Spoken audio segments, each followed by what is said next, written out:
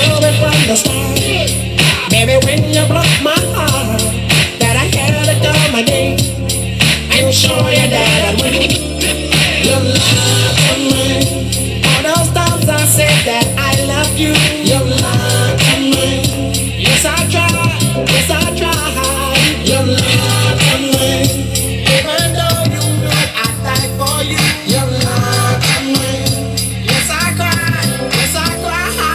Return after me. Return after me. Come on. Return after me. Oh my God. You know that I can. Here I am. Return after me. Once again. Return after me. Up off the world. Return after me. My God. You know that I can. Here I go. So I'm back up in the days. Running fast to catch my swine. Letting all the people know that I'm back to run the show. Cause what they did, you know was wrong. And all the nasty things you done. So baby, listen carefully while I sing my comeback song. Your love to me. Your love to me. All this pain you said I'd never be. Your love to me. But I do, do. Return after me. After me. Hold on.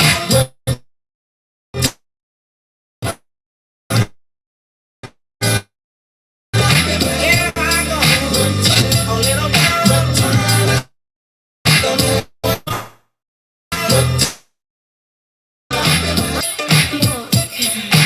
Stop lying about your big break.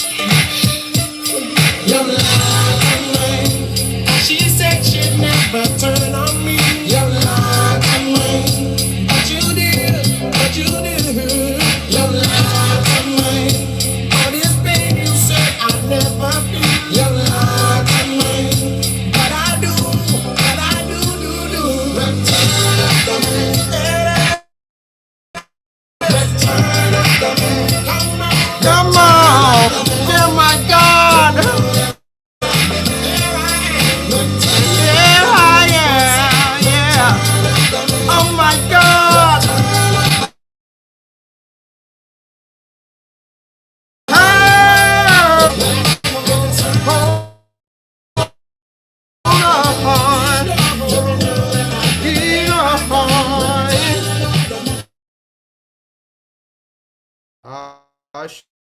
Shit, let me refresh this page already.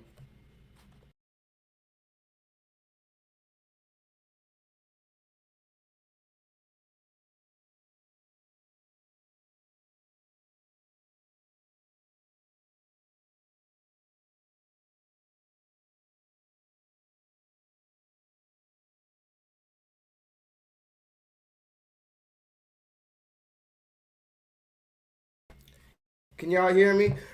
Oh my God! Damn it.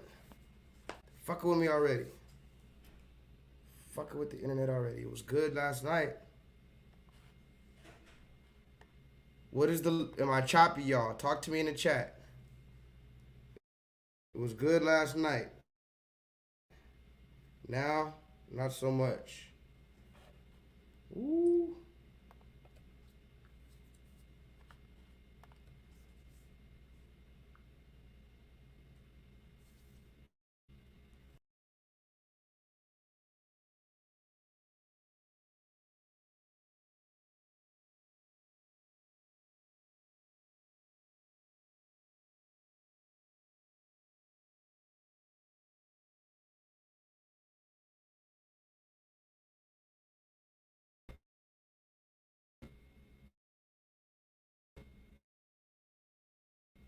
Can y'all hear me? Oh. Okay, hold on.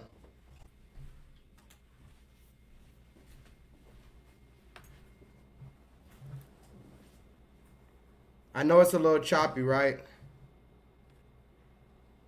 Damn, y'all. I don't know what's up with this internet today. I was a little late too, guys. Sorry about that. Sorry, I'm so late.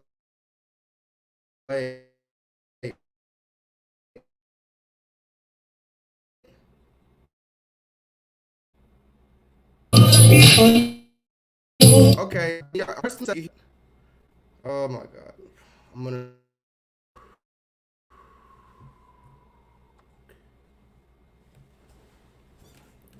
I just want to make sure y'all can hear me clearly because this internet's going in and out, and I want to bring you guys this class, this Talk Your Shit Tuesday.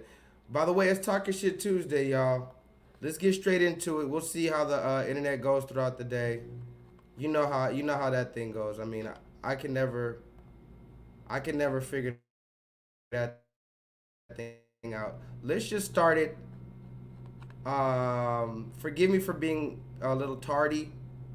But it's just Talking Shit Tuesday, so we don't gotta spend the whole 5 hours. But I do want to chop it up with y'all a little bit before the week comes.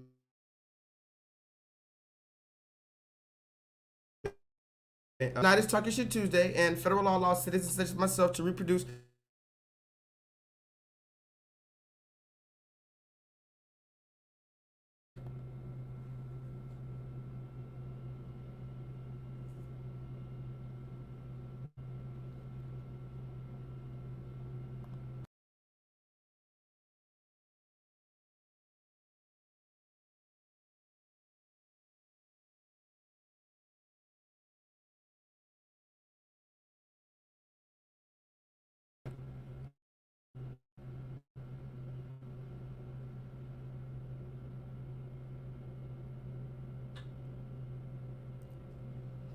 Can y'all hear me? I don't see any new comments.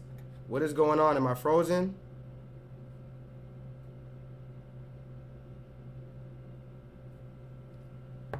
God damn.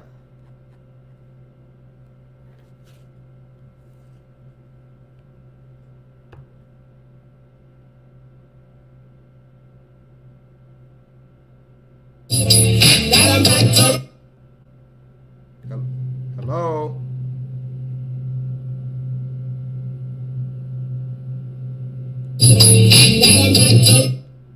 Hello, hello, hello.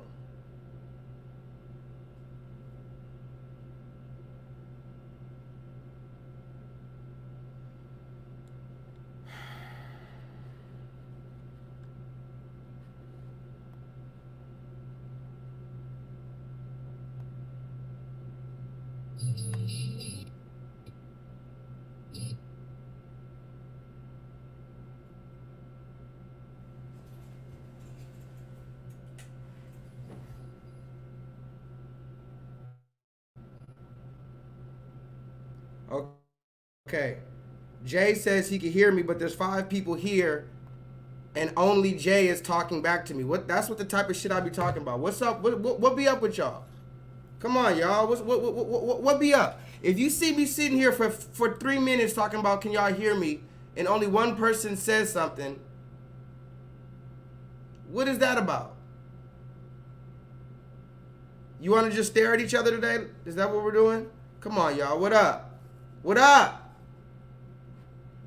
I think y'all are too used to watching TV. This is a different experience right here. The reason why I do these courses like this is because I need interaction. This is not TV. You do not just sit down and watch me. I do not just fucking entertain you. This is for a conversation. But hello, thank you for joining me. My name is J-LEETHAL, back again with a very special class. I think my internet is doing a little bit better now, so let's take advantage of it for while it's doing it. Federal law allows citizens such as myself to reproduce, distribute, or exhibit portions of copyrighted motion pictures, videotapes, or video disc under certain circumstances without the authorization of the copyright holder. This is called fair use and is allowed for purposes of criticism, news reporting, teaching, and/or parody, which does not infringe upon copyright 17 USC 107. I just got out the shower, so I'm a little bit ashy. I didn't moisturize. It is what it is. Thank you for joining me. We're doing a Talk Your Shit Tuesday tonight. We're a little later than usual. Oh shit, I didn't plug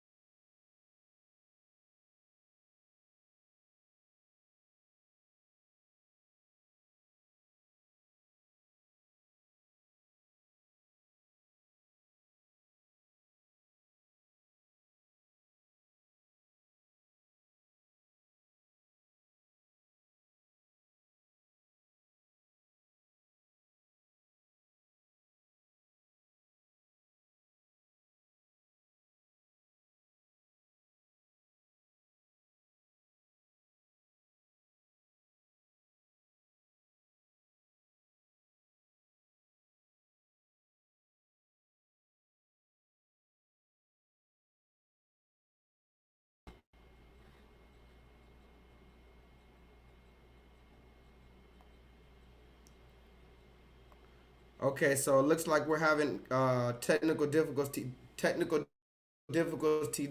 whatever the fuck. We're having a little problems with the goddamn internet, so we're gonna try to move this class forward. If you didn't catch our class last night, go ahead and watch that. Does anybody remember the name of last night's online pro bono learning course, which like-minded and some not so like-minded individuals gather in order to discuss nuanced and sometimes controversial topics so that we may all possibly gain a motherfucking further level of clarity and understanding moving forward?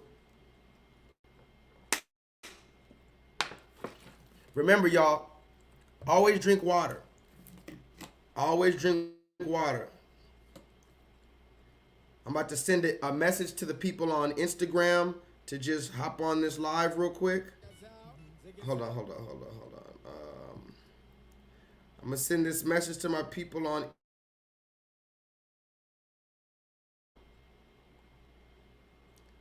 But it looks like my internet is really messing up. So hopefully y'all can hear me. If at any time tonight you cannot hear me clearly, Jay, please promise me at any time tonight if I go out, put the number 1 in the chat because I don't have time to be asking if y'all hear me all motherfucking day, okay? This is the last time I'm going to ask you if you guys can hear me. Even if my internet starts fucking up, if I don't see any ones in the chat, I'm either going to stop talking or I'm just going to cut the stream off. Because I can't do this every single time. Hold on one second. The world's so crazy, people will laugh at you. Okay, so how are y'all doing today? And yes, the last stream last night was called the Kevin Samuel stream. Oh, Maximus, you can't hear me right now? No, fuck that. I know you can hear me right now. See, that's the thing. Let me know if you cannot hear me, put a number 1. So if I see, basically if I see 2 number 1s from 2 different people, I'll know you can't hear me. Otherwise, I'm going to keep on going. I do not want to see just 1. If I don't see 2 different ones from 2 different people, I'm going to just keep on going, okay? Because I don't have time for that. But thank you so much for joining me tonight. I know I'm a little later than usual. I usually come around 9. It's 10. I figure, hey, we're adults. You know, what up? You can just stay up. Just stay up. You feel me?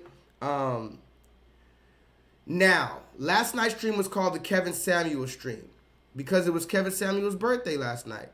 Or should I say just yesterday. It was Kevin Samuel's birthday. Now, we talked about our brother and what he means to the culture. We talked about how he was a actual revolutionary. We talked about how he was assassinated, right? Hold on, let me find my brother Kevin. Wow. Here's the internet again. Here that shit go again. Wow.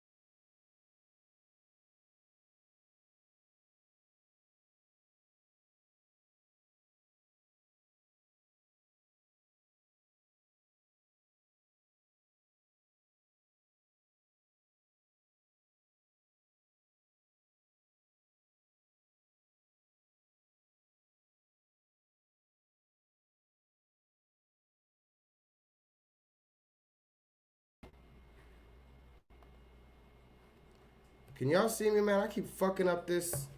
I keep fucking up the stream. Anyway, man, let's just move forward. Every time I'm gonna just keep moving forward. I don't know what's going on with this internet. What up, de facto? Damn, this shit is really frozen on me. I can't even press my comments. Wow. What the fuck?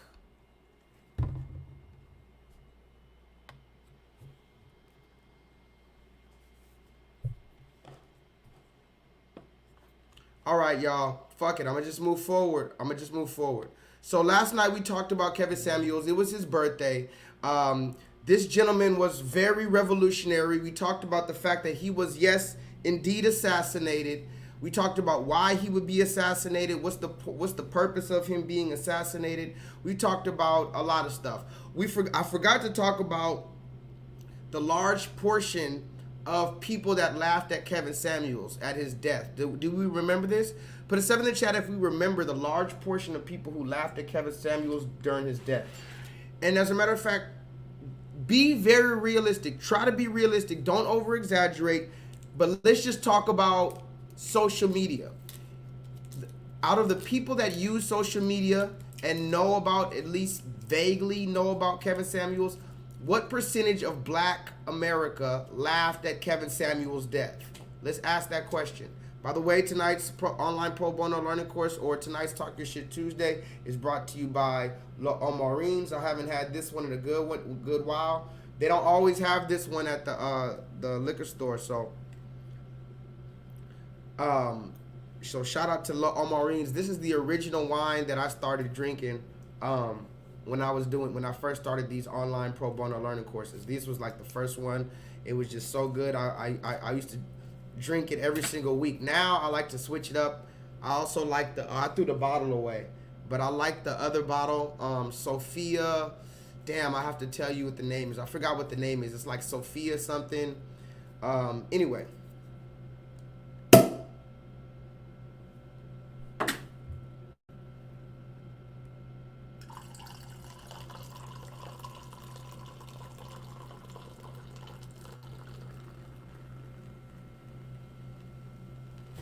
Damn it. Spilled all over myself. Now, let's get this shit popping and locking. What percentage of Black America laughed at that black man Kevin Samuels' death for whatever reason?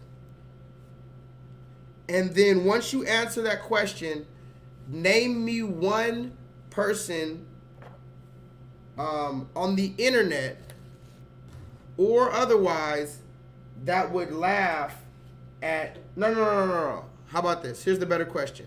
So the first question is, what percentage of people laughed at Kevin Samuels' death? Let's see. Solo says, realistically, about 25% of Black America laughed at Kevin Samuels' death out of the people that knew him. That's actually way lower than I thought Solo was saying.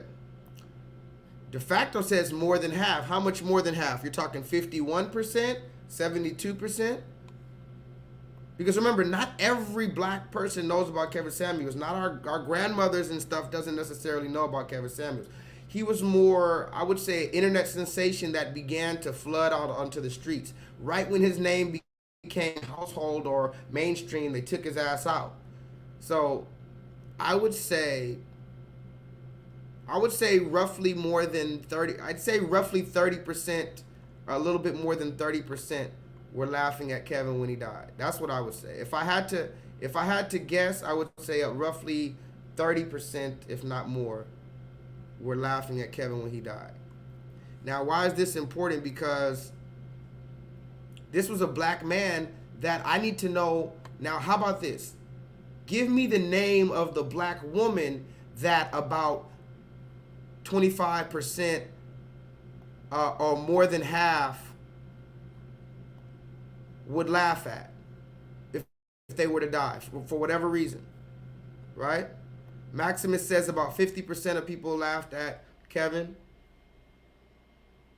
Jay is very specific. He said about 40 out of all the Negroes we surveyed, precisely 43% of you niggas were laughing. Fair enough. How do I say this name, brother? Fledger, I don't know how to say your name, brother, but Brother Fletch, I'm gonna call you Brother Fletch. What up, Brother Fletch? I haven't seen you before, but please go ahead and join. Press the subscribe button and press the thumbs up button, please, because YouTube hates me. But Brother Fletch says about 60% of people laughed at black Kevin Samuels. Now, the question becomes after that, give me the name of the woman that would be laughed at by Black America, whether it's 10%, 20%. Can you give me the name of the black woman that would be laughed at?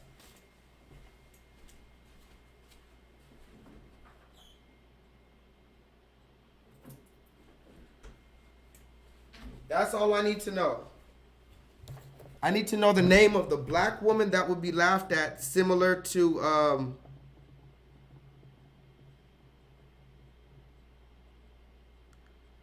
Kevin. That's all I want to know. Does anybody know the name? Let me read some comments. De facto says Cynthia G. That's an interesting one. Okay, now let me ask you this. De facto. Let's go there. If y'all don't know who Cynthia G is, go ahead and look her up on YouTube. She's known for basically talking disparagingly, particularly about black men. She calls us certain names like Dusty and this like that. There's a few videos floating around of her basically insinuating or basically saying outright that if black women have a baby, they should get rid of it. Let's just say that. If black women have a baby, they should get rid of it. And especially if it's a boy. This is what she says. She says, black women need to get rid of the baby if it's a boy. That's Cynthia G. We'll talk about that later. Speaking of, let's talk about that real quick. I don't want to, you know what, it's Talk Your Shit Tuesday. So Cynthia G says, if you have a little boy, talk to me in the chat. If you have a boy and you're a black woman and the little boy is by a black man, if you have a little boy by a black man, you should get rid of it.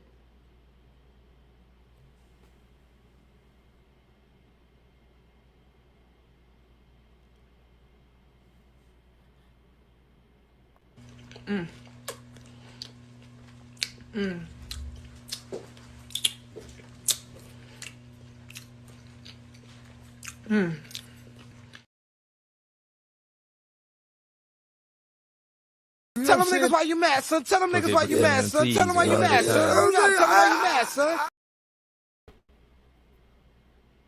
Give a fuck, not a single fuck, not a single solitary fuck, 'cause I don't give a fuck, motherfucker. I don't give a fuck, not a single fuck, not a single solitary fuck, 'cause I don't give a fuck, motherfucker. I don't give a fuck, not a single.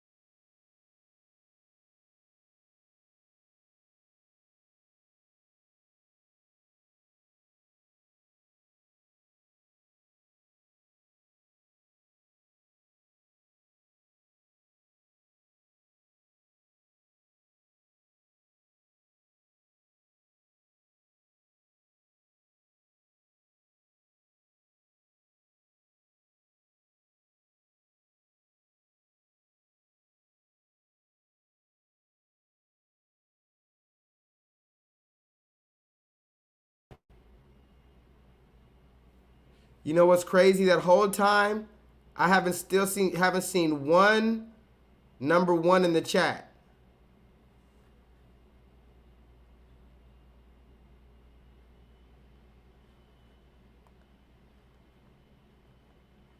Why? I haven't seen one in the chat. What's going on? Talk to me, y'all. Am I bugging? Let me know, because the type of shit like this in real life, it really it upsets me. I'm not upset at y'all, but in real life, I get mad at shit like this. When I ask a certain stuff and somebody doesn't do it, tell me if I'm unreasonable when I ask the type of shit that I ask. Let me know in the chat, because I didn't see a 1, and I know for a fact I was frozen. So since y'all don't want to play along with my rules, let me know if I'm unreasonable with the things that I ask. Because in my real life, a lot of people say I'm too hostile, so they can't handle me, and my rules and the way I handle stuff is too unreasonable. Is it too unreasonable to ask y'all that if you can't see me talking, to press the number 1 in the chat? Because it was frozen. It was frozen. I know it was frozen because I refreshed the page. It had to be frozen. I know you weren't watching me talk because I sat there and refreshed the page. Okay. So somebody let me know in the chat if I'm too unreasonable with my requests in life. Now, we were talking a lot yesterday as well. So let's get back to the comments. Cynthia G. Cynthia G says, get rid of your child. Talk to me in the chat. Get rid of your child if it's a little baby boy. That's what she said. Tell them niggas why you mad, son. Tell them niggas why you mad, son. Tell them why you mad, son. Tell them why you mad, son. Now, the thing about Cynthia G is, how do y'all feel about that? Let me see something.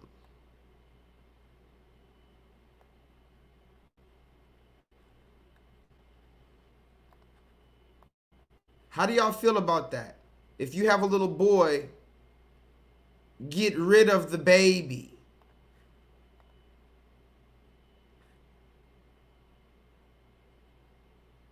Take me and put me. Take me and put me. So it's my birthday and this shot is hardest. That hurt me right now, so I'm not trying to shit on me. So he like, this what you did. You destroyed this. It's like, damn, what the fuck? Just because I don't want to get with your cheating ass shit. It's war now. It's like war. You trying to shit on me on the bitch that you already shit on.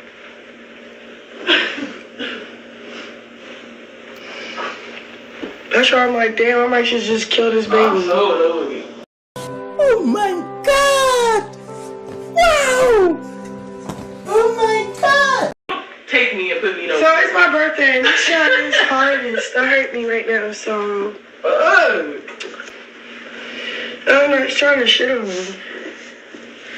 So he like, this what you did. You destroyed this. It's like, damn, what the fuck? Just because I don't want to get with your cheating ass shit. It's war now. It's like war. You trying to shit on me on the bitch that you already shit on.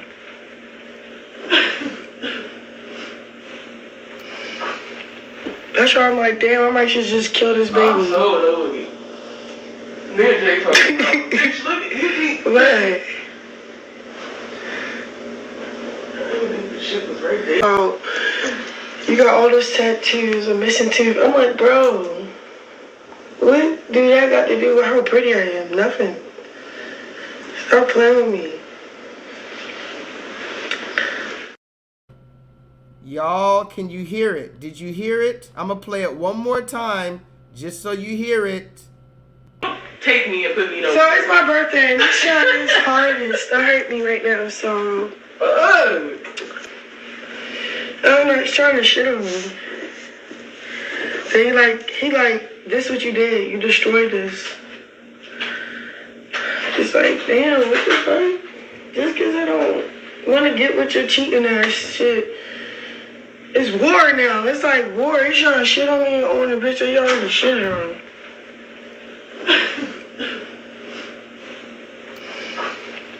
That's why I'm like, damn, I might just kill this baby. Bitch, look at him. This is a sick Negro. Talk to me in the chat. This is, and I don't want to go into the whole story of this girl and Blueface. Remember, we talked about her boyfriend yesterday, so I'm gonna just fill you in because I don't want you to watch these shows. This girl was part of a reality show. I don't know what's real and what's fake, but allegedly this woman is pregnant right now with the rapper Blueface baby. Remember we talked about Blueface yesterday? Let me see if I have a picture of my brother. Blueface at? Where brother Blue? Let me see. I know I got a picture. I know I got a picture of brother Blue.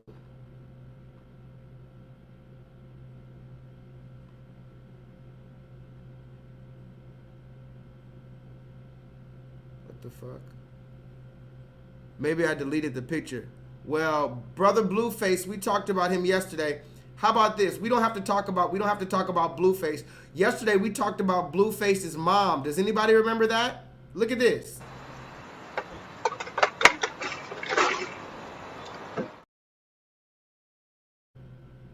You remember this one, right?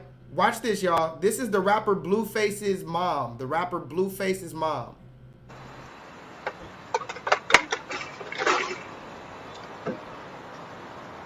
I don't mind if y'all say stay out his business. I don't mind if you say weird stuff. Just don't be saying the stuff about I want to sleep with him. That's just going too far, okay?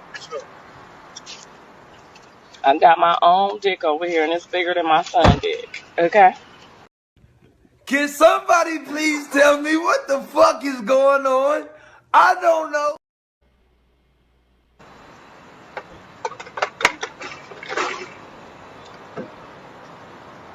I don't mind if y'all say stay out his business. I don't mind if you say weird stuff. Just don't be saying the stuff about I want to sleep with him. That's just going too far, okay? I got my own dick over here, and it's bigger than my son's dick, okay? So we gonna get that all cleared up for y'all. And if y'all need me to post that D. We talked about that last night. The woman says her boyfriend's dick is bigger than her son's. And so that brings a whole lot of questions that I'm not sure I'm ready to answer.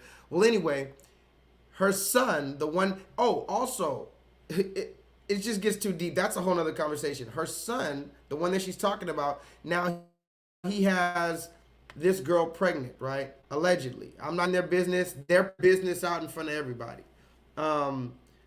Allegedly, the girl is pregnant now, and she says every week she's getting into another fight with Blueface, right? Every week she's getting into another fight. This time she's pregnant, and she says, well, me and him are going to break up. He's acting crazy, so I might as well end the baby's life.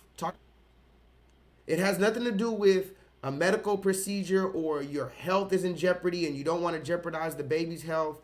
It has nothing to do with rape. It has nothing to do with assault sexually. You're mad at your boyfriend. Mind you, her boyfriend is tattooed right here on her neck. Go look it up. Go look up Blueface. Hold on, let me see. Why is that looking like that?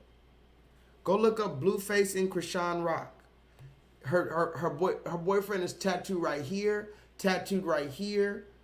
She got all type of shit of this man. And now she's mad at him this week. And now she wants to end the life of the baby. But I have a question for you. Where are all the people that were Roe versus Wade? Can somebody tell me? Where's the Roe versus Wade people at?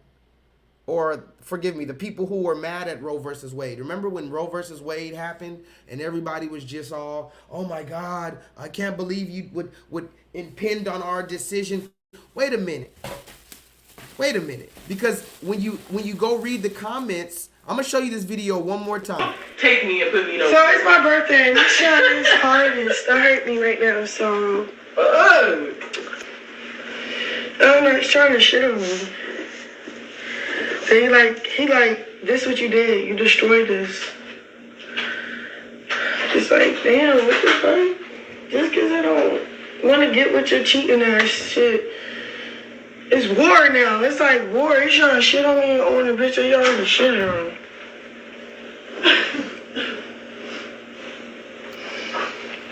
That's why I'm like, damn, I might just kill this baby. I'm so nosy. Then Jay fucking bitch, look at him. What is going on here? This is not normal. This is not how things are supposed to function. So the question becomes, where now here's the funny part about it all. Well, not funny. But remember we talked about Cynthia G.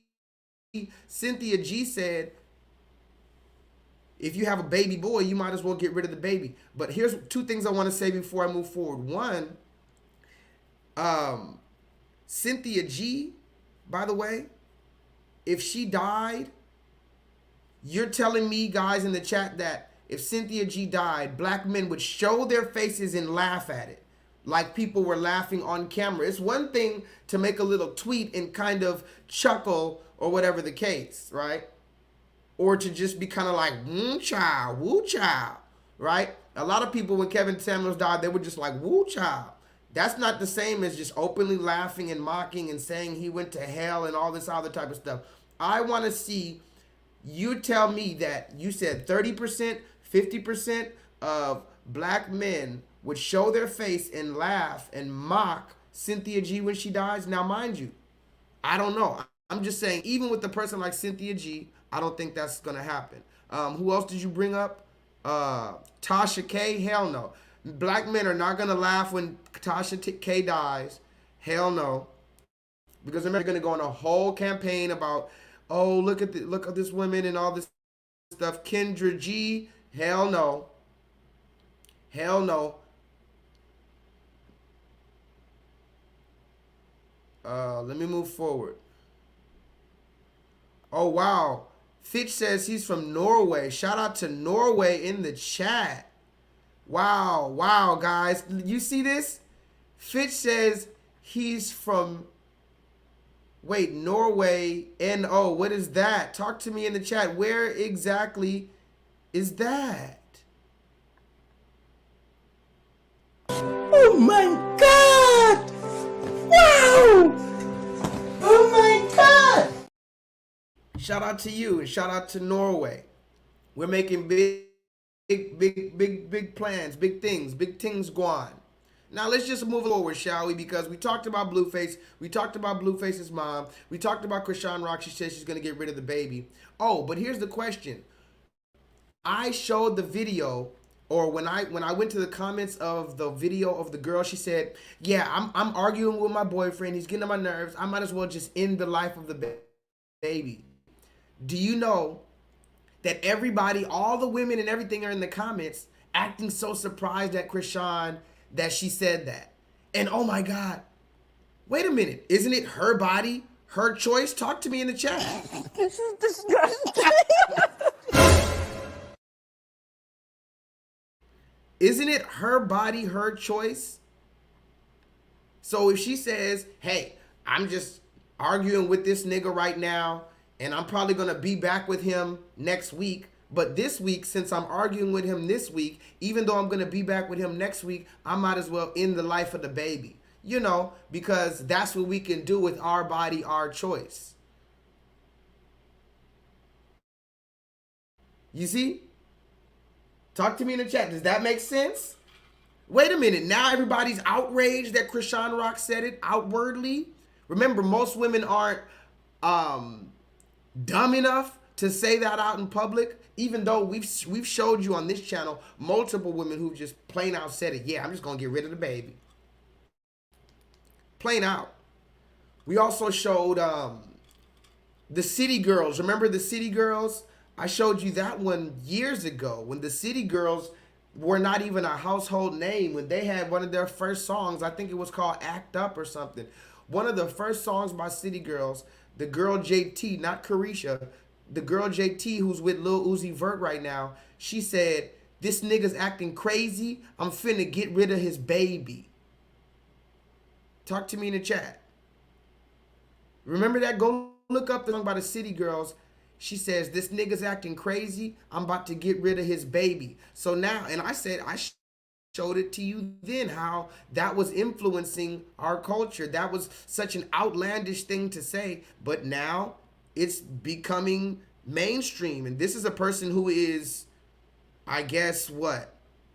What is this person? This person is famous? Is this what fame is nowadays, guys? Talk to me in the chat. Take me and put me on. So it's my birthday, and this shot is hardest to hurt me right now, so I'm not trying to shit on him. So he like, this what you did, you destroyed this. It's like, damn, what the fuck? Just because I don't want to get with your cheating ass shit. It's war now. It's like war. You trying to shit on me on the bitch that you already shit on.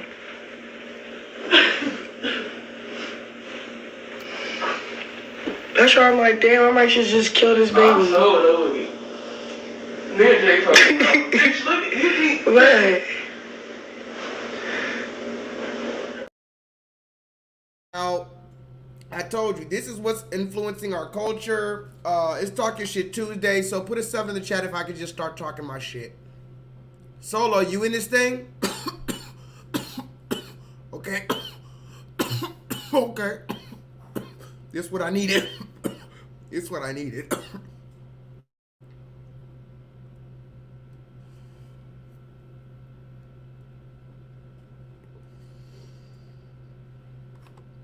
I needed this one right here.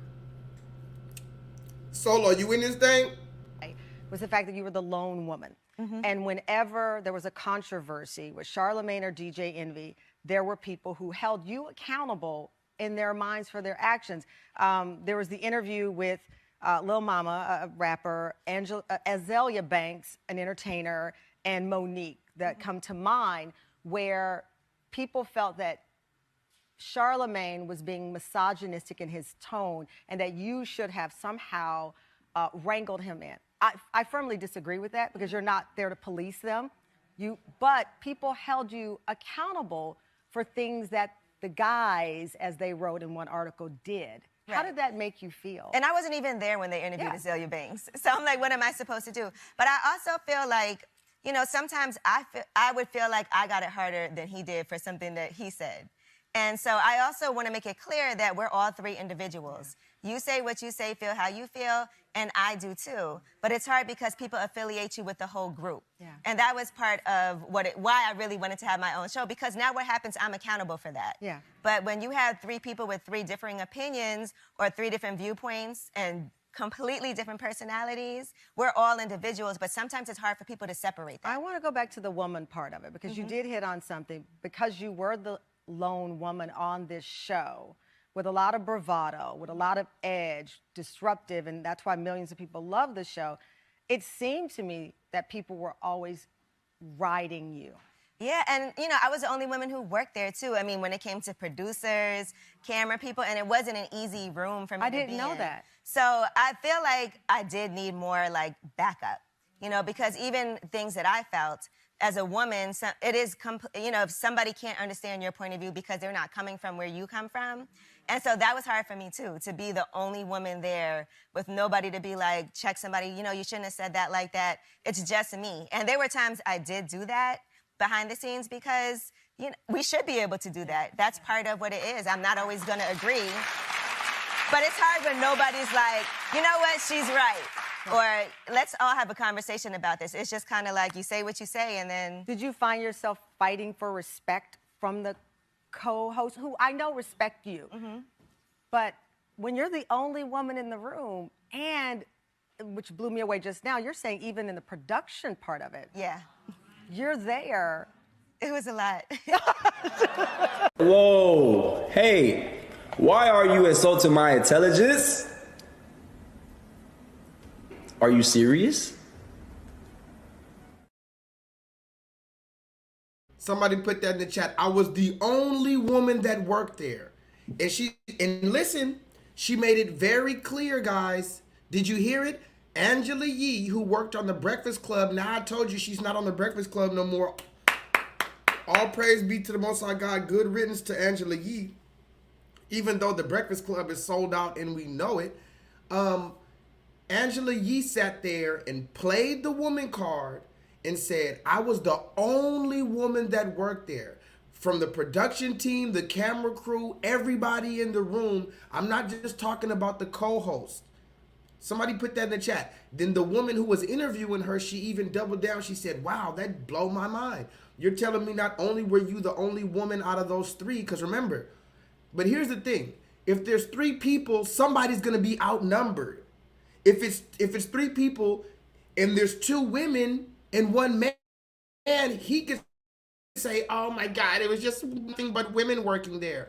If there's three people, you're going to be outnumbered. Now, if you had 5 people there and you were the only woman, or 7 people there and you were the only woman, you can make that argument. But 3 people, one gender is going to be outnumbered. That's just, unless you have a fucking non-binary person. But listen to what she says. She says, I was the only woman who worked there. I need you guys to hear this. Can anybody put that in the chat? I was the only woman that worked in the whole office, from the production team, the camera, the crew. She said, I was the only woman. So then Charlemagne and them came out and said she must admit I don't know what she's talking about, because he started naming the women that, no, it was DJ Envy. DJ Envy came out and he started naming all the women that worked there, from the production people and stuff. Because remember, she just said, I was the only woman with my co-host, and I was the only woman in the office. There was no other woman that worked with us. And then she sat there and talked about it was so hard, it was so hard. So then they started giving Angela a little backlash. And listen to what she says. Listen to what she says, y'all. It never blew up like this before, I guess, but maybe it was the way that I said it. I'm not sure, you know, but I guess people were interpreting it to mean that I meant that there were no women working on the show, and that was not my intention. Right, so right. Not to make anybody feel like, you know, because that's simply not true. I was talking about in that studio, in that room, and even Sydney would tell you, I would walk out that room and be like, I can't be in here for now. And I would even, it never blew up like this before, I guess, but maybe it was the way that I said it. I'm not sure, you know, but I guess people were interpreting it to mean that I meant that there were no women working on the show. And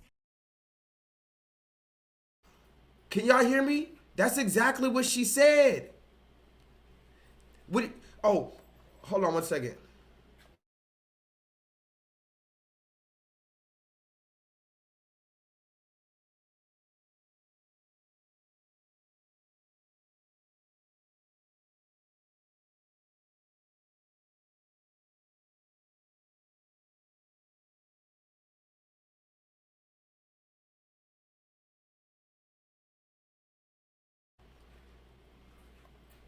So wait a minute. She sat there and said, I was the only woman in the host. I was the only woman. And then when she got called out on her bullshit, now she said, oh, I didn't mean it like that. It never blew up like this before, I guess, but maybe it was the way that I said it. I'm not sure, you know, but I guess people were interpreting it to mean that I meant that there were no women working on the show, and that was not my intention. Right, so right. Not to make anybody feel like, you know, because that's simply not true. I was talking about in that studio, in that room, and even Sydney would tell you, I would walk out that room and be like, I can't be in here for now. And I would even say, when I leave the show, I don't even want to talk to any guys. That's why I had lip service with all women, because I was like, oh, I can't talk to any guys for like 2 hours. And I feel like I've said that on many interviews, but somehow this wasn't turned into a lot more. This wasn't the first time I've heard you say it. Were you surprised that it became a yes. thing? Fuck you, bitch. Shut the fuck up, bitch. Back the fuck up. If I knock the fuck out you. Damn, man. Pussy. Hey, tell your kid what the fuck. Let me refer. Actually, no, I'm going to keep on going. So, we're talking about Talk Your Shit Tuesday, right? I have some receipts I want to read you, but I think I'll read those a little bit later if I have time. Let's look at this. No two bodies are the same. Some pads never got that message, but Always Flex Foam did. It protects against different flows for up to 0 leaks, and it flexes to fit all bodies for up to 0 feel. Feel it yourself with Always Flex Foam. Whoa, hey, why are you insulting my intelligence? Are you serious? No two bodies are the same. Some pads never got that message, but Always Flex Foam did. It protects against different flows for up to 0 leaks, and it flexes to fit all bodies for up to 0. No two bodies are the same. Some pads. No two bodies are the same. Some pads. No two bodies are the same. Some pads never got that message, but Do you see it? What am I looking at, guys? Talk to me in the chat just so that I know. What am I looking at right here? What commercial is that? What are we looking at? What am I looking at? Just so I don't have to tell you, because remember, I used to have to explain everything. I need to make sure that we're learning in class. What is the propaganda in this picture, guys? What is the propaganda? No two bodies are the same. Some pads never got that message. Tampons. No, tampons are not the propaganda. Pads is not the propaganda in that picture. Tampons and pads are perfectly fine. What is the propaganda in this picture? No two bodies are the same. Some pads never got that message, but always fat. That's funny, but that's not the problem here. Although we could go down that road. We could go down the road of the promotion of overwhelming obesity. We could go down that road and how they're pushing it on our black women. How every other race of women, that every time they show them on commercials, they're fit and all this. Our women, they want to show them extremely obese and like, oh yeah, I'm good and I'm happy like this. Like station. Whoa. Now we're starting to get down to the, there you go. Pour a little bit of champagne, sip a little bit, feel a little bit better, start getting to understand it. This is what the propaganda. no two bodies are the same. Some pads never got that message. No two bodies are the same. Some pads never got. No two bodies are the same. Some pads never got that message, but Always Flex Foam did. It protects against different flows for up to 0 leaks. No two bodies are the same. Some pads never got that message, but Always Flex Foam did. It protects against different flows for up to 0 leaks, and it flexes to fit all bodies for up to 0 feel. Feel it yourself with Always Flex Foam. So you're right, actually, Ravine. I'm not gonna lie, you are right. There was 2 propagandas in there. Forgive me, Ravine. Everybody give Ravine a very big round of applause. Ravine gets a special gold star. She called out something that I wasn't even gonna call out. And let's give Ravine a very special star. She said there was another propaganda in there. And that was they wanted to promote the overwhelming obesity within our black women. Meanwhile, simultaneously, you know, because remember, that's a deep thing too. They want our women unhealthy in all regards. They want our women mad at us, walking around with attitudes and making emotional decisions. They want our women having the kids all the time. We talked about last night. Listen, this is something I forgot to just plain out say last night. The government wants our women to have the kids by themselves. You know that, right? Because then I showed you all the videos of oh my God, it gets so deep, man. I showed you the videos last night of the women that were taking their kids out, taking their kids off of this earth. Let's just call it like that, right? And you can add that. I'm trying to get this little piece of. You can add that to the list of the people that have taken their kids out, or should I say the women that have taken their kids out. Now we can talk about that in a little bit, but all of this is a propaganda to get our women all type of out of whack, and you don't have any person that's going to put you in. Because remember, when a bunch of these women get together, you know goddamn well they're not talking about recycling. Come on.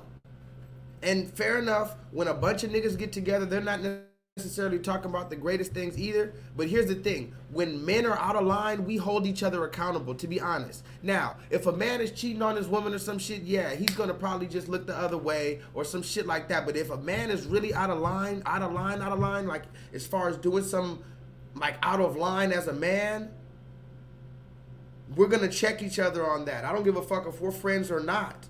Talk to me in the chat, guys. Am I lying? Men are going to check each other. So we need to talk about the propaganda that they're giving to our women, because ultimately that this is how they want our women. And then they want our women to be in control of the children only, because they know that they can control the children because they already control the black woman. You can say what you want about the black man. It's not controlling government unless you're talking about damn near Pookie Ray Ray. The black man is not controlled by the government. Even the house nigga, I mean, even the field niggas Remember, there's only 3 type of niggas in America. The house nigga, the field nigga, the runaway. Even the field niggas still run their household for the most part, or at least they're not going to go for the okie doke. So let's just talk that shit, man. What up, Aaron? Aaron, you know it's Talking Shit Tuesday. Matter of fact, we're 1 hour in. I started a little late. I hope y'all are up. Put a 7 in the chat if y'all are up. Y'all not sleepy. You want to talk some shit. Oh, yeah. Okay. How about this? Infinite Charms. She sent me this one thing right here. Shout out to Infinite Charms. Everybody put a 7 in the chat for Infinite Charms and the blue heart emoji. Look at this. Look at this. Hold on. Where's this picture? This shit is hilarious, y'all. Where's this picture?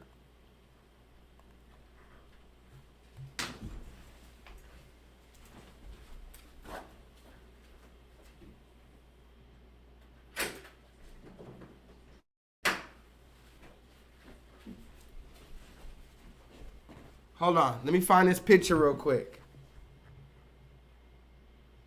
Special. Where's this picture? Oh, here it is. Look at this picture. Oh, wait. Let me get this off the screen. Why the hell is this on the screen? Aaron, take your fucking profile pictures. Change your profile picture, Aaron. What the hell is this?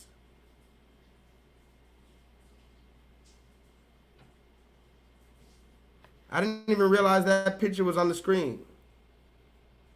But that was an art picture. That was just art. There was nothing showing here. This is just an art picture. There's been way more revealing pictures on YouTube than that.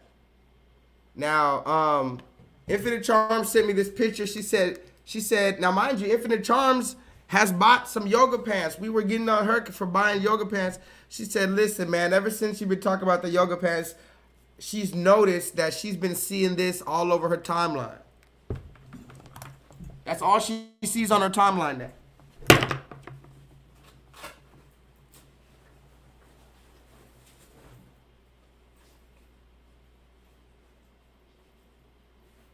Can y'all hear me? Damn, all that. No fucking... I lose everything, bro. No, I had my thing. Damn, I lost my goddamn shit. Okay. So Infinite Charm says this is all she sees on her timeline now, and she says I opened her eyes to the truth. I'm just saying, man, like right now. So with that being said, we have to move forward. It's Talking Shit Tuesday, okay? Hold on. Oh yeah, another thing Infinite Charms did. Infinite Charms, she sent me that, and then she sent me a video of these girls talking on a podcast, right? Now, I'm not going to show the video she showed because it was a little sexual in nature, but this one is even worse, actually. This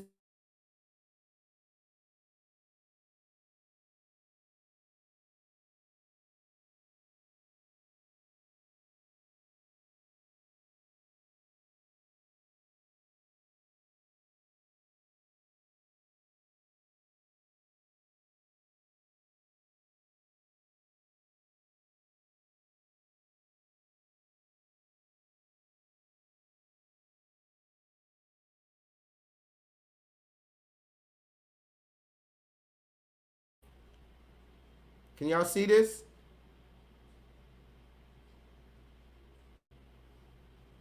Can y'all see this, guys? Put a 7 in the chat if y'all can see this.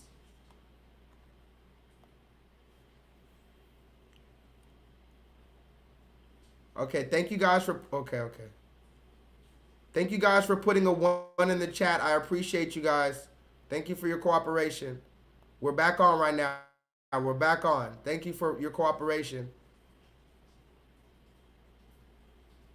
Do y'all remember when I talked to you about how on social media a lot of women are saying that men need to stop doing podcasts and they need to be arrested and they need to have their microphones taken away. They need to have... Now that's very telling, isn't it? Isn't it very telling that you don't hear these people talking about doing anything about Pookie and Ray Ray necessarily, but you're mad at somebody with a microphone on a podcast? Mind you, the podcast doesn't have to get attention. This is a person minding their own business. For the people that tell us to mind our own business so much, isn't it weird that you're telling us what to do? Stop doing podcasts, fellas. Right? But here's the funny thing about that. What are the women doing with the podcast? Ladies, let's put in the chat. Who's having more productive conversations on podcasts? Because what I'm doing right now is not a podcast. You guys know that. What it is? What is it? It's an online pro bono interactive learning course in which like-minded and some not so like-minded individuals gather in order to discuss nuanced and sometimes controversial topics so that we may all possibly gain a motherfucking further level of clarity and understanding moving forward. But I'm not doing a podcast. But let's just say this was a podcast. What I'm doing is a podcast. Kevin Samuels, whoever else, every other black man is doing a podcast. Fresh and Fit, whoever else. Who's having more productive conversations? The male species or the female?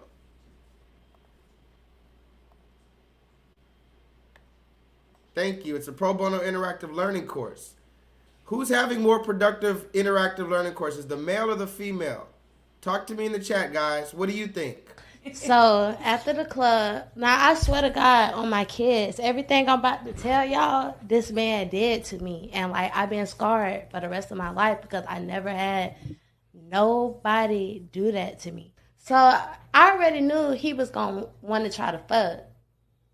But when we was laying in the bed, like after we ate, like I told him, like, you know, I'm on my period and like I just came on type shit, like it ain't nothing. So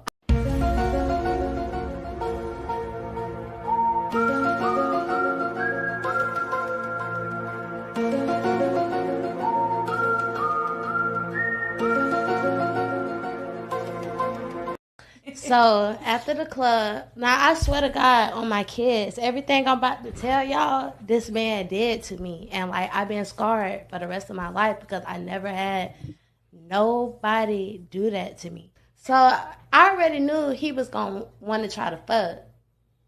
But when we was laying in the bed, like after we ate, like I told him, like, you know, I'm on my period and like I just came on type shit, like it ain't nothing. So I don't know if this man was drunk or I don't know if he just nasty as fuck like that. But believe it or not, this man opened my fucking legs, snatched the tampon out of me, threw it on his floor, and started eating my pussy.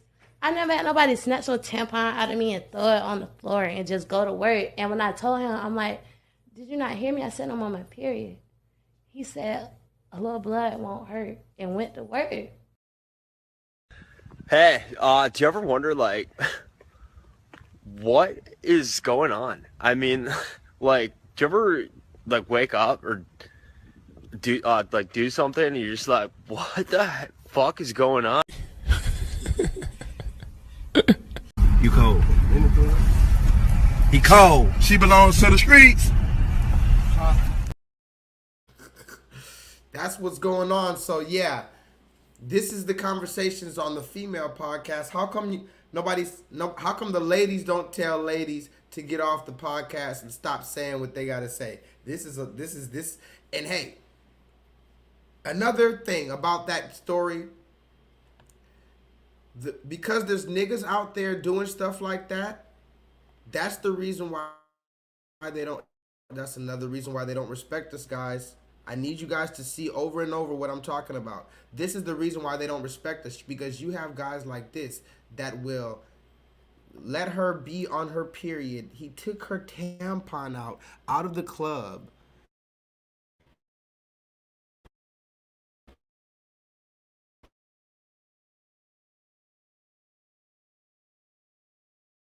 Went to work.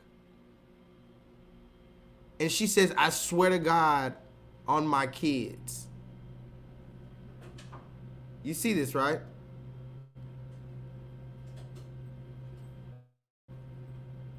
Are we seeing this?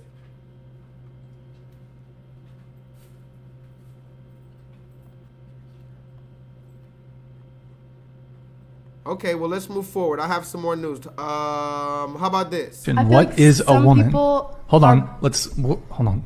Go ahead. I didn't have anything to say yet. But what is a woman? A person. No, but what is the definition of? Now, watch this. Because we have to move forward, and this is Talking Shit Tuesday. Somebody put the definition in the chat of a woman. Well, fuck that. Don't even put the definition. We're not going to go down that road. We already went down that road. But just put it in the chat. What is a woman? Now, that question, maybe 10 years ago, there would have been no debate on what that question is, right? Now, in 2023, what is a woman? That question is, well, it's just complicated. Let's just say that. But I want you to notice something here. I want you to notice two things. One, I want you to notice how crazy it is that these women cannot even answer a simple question such as, what is a woman? That's the first thing I need you to notice. The second thing I need you to notice is, watch how these people, listen closely, hold on. So the first thing we're noticing is how hard it is for them to answer the question, what is a woman? The second thing I want you to notice is, watch how the sisterhood sticks together. And then the third thing okay, so put that in the chat. The first thing we're going to notice from this video, because I'm not going to keep on playing it. The first thing we're going to notice from this video is, watch how hard it is for them to answer a simple question. We need to answer the question. Don't jump around and all this other stuff. We need to look at this video because it's very powerful. So the first thing is how hard it is to answer the question. The second thing is how the sisterhood sticks together. The third thing is, look at the gaslighting. I was telling somebody about gaslighting recently, and that shit is real. Look at this. And what is a woman? Hold on. Hold on. Go ahead. I didn't have anything to say yet. But what is a woman? A person. No, but what is the definition of what is a woman? I don't know. I'm confused now. I understand what your argument is. If I come out and I say a woman is someone who was born biologically a woman, I understand that that's where you're coming from. And I agree everyone is entitled to their own opinion. But I personally, Stop right there. Did you see what happened? Did you see what happened?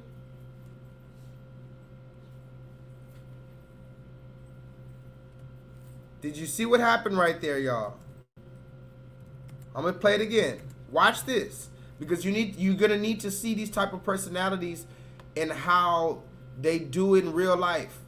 This is the type of mentality that's taken over America, and this is how they're gonna try to further deceive you into taking the injection and all type of shit.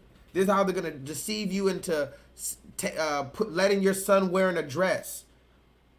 You're going to say, no, my son is not wearing a dress. They're going to convince you that you're just wrong and crazy. Watch this. And what is a woman? Hold on. Hold on. Go ahead. I didn't have anything to say yet. But what is a woman? A person. No, but what is the definition of what is a woman? I don't know. I'm confused now. I understand what your argument is. If I come out and I say a woman is someone who was born biologically a woman, I understand that that's where you're coming from. And I agree everyone is entitled to their own opinion. But I personally, as in respect trans people, I respect trans women, so I'm not going to come on here and invalidate them by saying that. I understand completely where you're coming from. But just from my personal preference, I don't feel comfortable doing that. Answering the question. Okay. No, hey, that's okay. What about you? I'm just not really interested in having this conversation about trans people anymore because you seem very clearly committed to misunderstanding. Yeah. Oh my God, are you seeing this, guys? I need you to watch this a million times to see this is how they're making insane things into sane things. They're making it to the point where you're gonna damn near go crazy trying to explain the truth. To explain 1 + 1 to these motherfuckers. It should be as easy as 1 + 1 is equals 2. Watch how they make this sat there and said, okay, what is a woman? And now they attacked him for not including trans as a woman. You got to think about how crazy we are right now as a society. This entire women just sat there, and once they realized that the first one was offended and the first one was not going to go against the trans community, all of them joined in. Even though halfway through it, you can tell that they realized that they shot themselves in the foot. Even one of them admitted that there's a difference between a woman and a trans woman, but she didn't want to say it because she doesn't want to offend trans people. So this is the problem right here. Instead of admitting what you know is true, you're going to go on the defense and say that I'm attacking. And here's another one. This is what my mom used to do all the time. I love my mom. My mom used to do this all the time.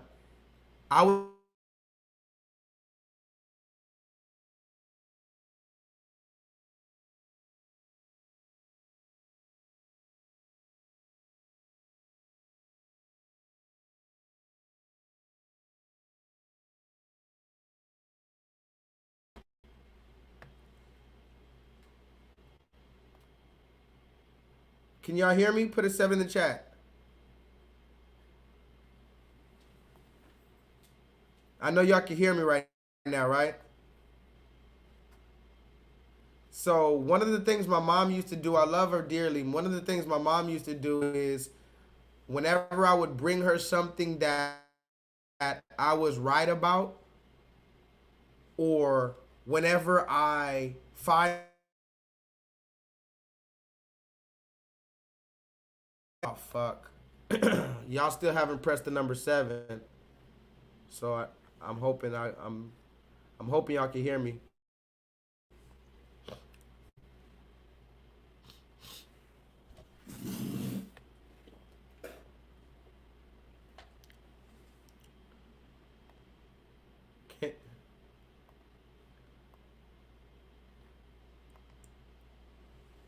Okay, so whenever I was right about something, my mom would be like, Joshua, I'm not gonna do this right now with you.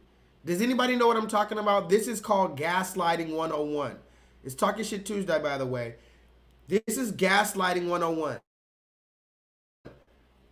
You come to somebody and then you like, for instance, let's just say you have camera footage of someone digging in your backpack and taking out money from your backpack. You have camera footage. You come to them and say, hey, you stole my money, didn't you? Did you steal my money? You stole my money. And they're like, you know what? I'm not going to do this with you right now. I'm just not going to do with you right now. My mom used to hit me with that shit all the time. Like I'm crazy for what the fuck I'm saying. But I've always been very, very particular. I know what the fuck is going on. I remember shit. I've always been like that. Can y'all hear me? Damn, internet is getting on my nerves. Anyway, I remember shit. I keep receipts. So when I come to my mom back in the day with receipts, she'd be like, oh, I don't want to talk about this right now. You're giving me a headache and all this other shit. What up, Tahuti? So this is what they tried to hit him with. He asked them a simple question, Tahuti. Look at this. The simple question is, what is a woman? And what is a woman? Hold on. Hold on. Go ahead. I didn't have anything to say yet. But what is a woman? A person? No, but what is the definition of what is a woman? I don't know, I'm confused now. I understand what your argument is. If I come out and I say a woman is someone who was born biologically a woman, I understand that that's where you're coming from. And I agree everyone is entitled to their own opinion. But I personally, as an individual, respect trans people. I respect trans women. So I'm not going to come on here and invalidate them by saying that. I understand completely where you're coming from. But just from my personal preference, I don't feel comfortable doing that. Answering the question. Okay. No, hey, that's okay. What about you? I'm just not really interested in having this conversation about trans people anymore because you seem very clearly committed to misunderstanding. Yeah. Well, I am trying to understand. I'm just trying to get people's perspective. So what is a woman? I'm gonna say what she said. I don't feel comfortable. Like, this is... I just feel like that's like not... I don't know. I feel like there's a better question that you could be asked, that could be asked in this situation. Do we see what's going on here? Do we see what's going on here? You, damn, hold on.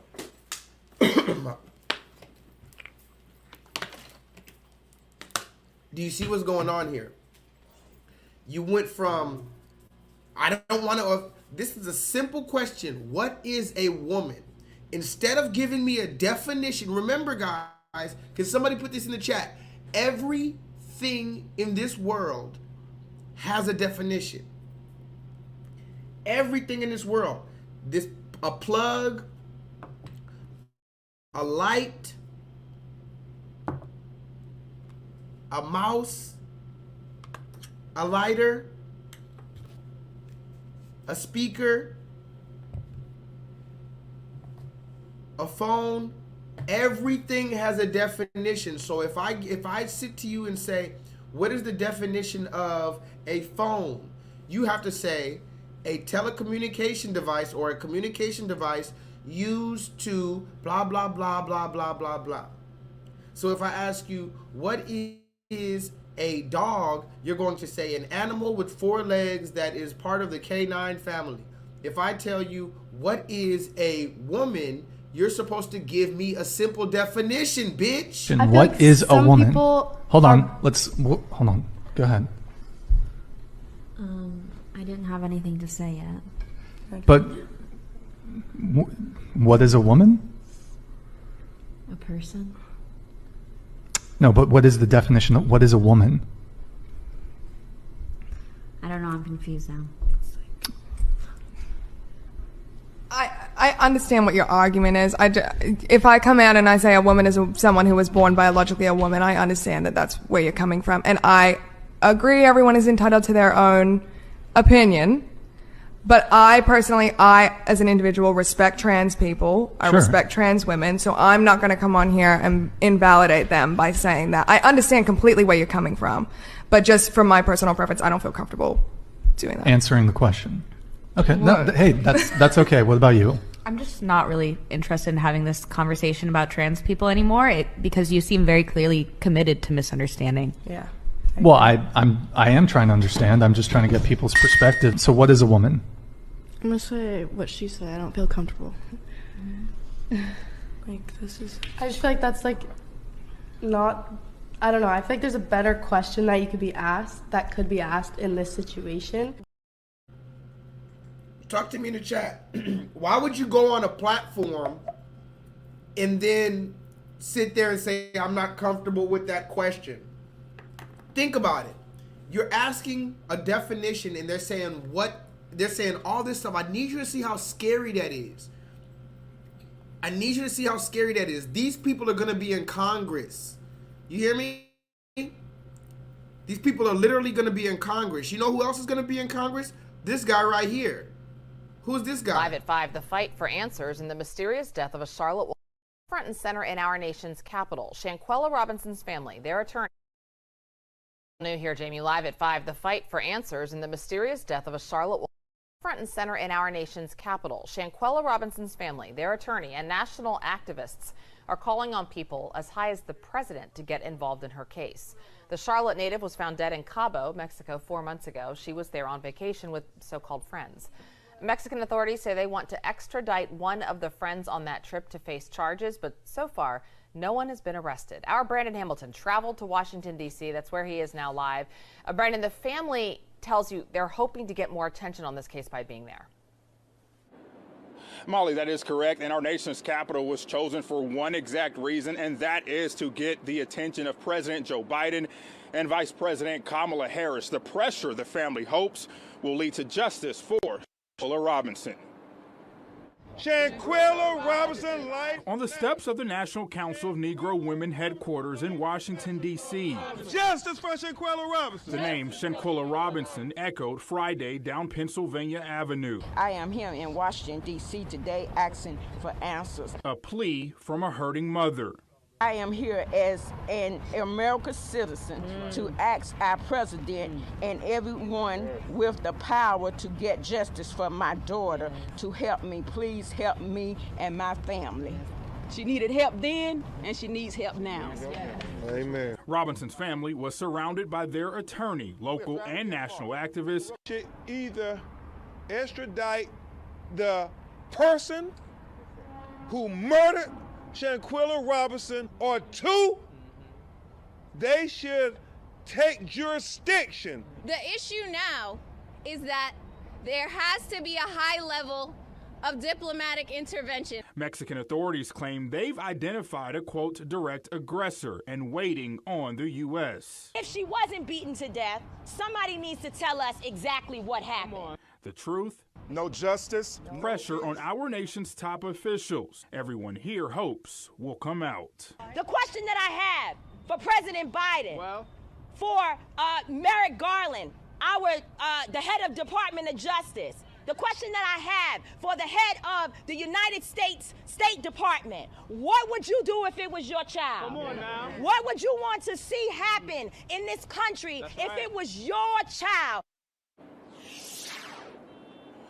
And Molly, Jamie, you heard the State Department mention over and over. I did reach out to the State Department for comment. They told me that they are monitoring those investigations. I also reached out this afternoon to the White House for comment. As of this evening, we are waiting to hear back. Now, the question is, as far as what's next, I'm told the plan is to mobilize and keep putting that pressure until there is, as the family says, justice for Shanquella Robinson. Y'all, can y'all hear me? Now, I don't know anything about the Shanquella Robinson case. I haven't really got into that.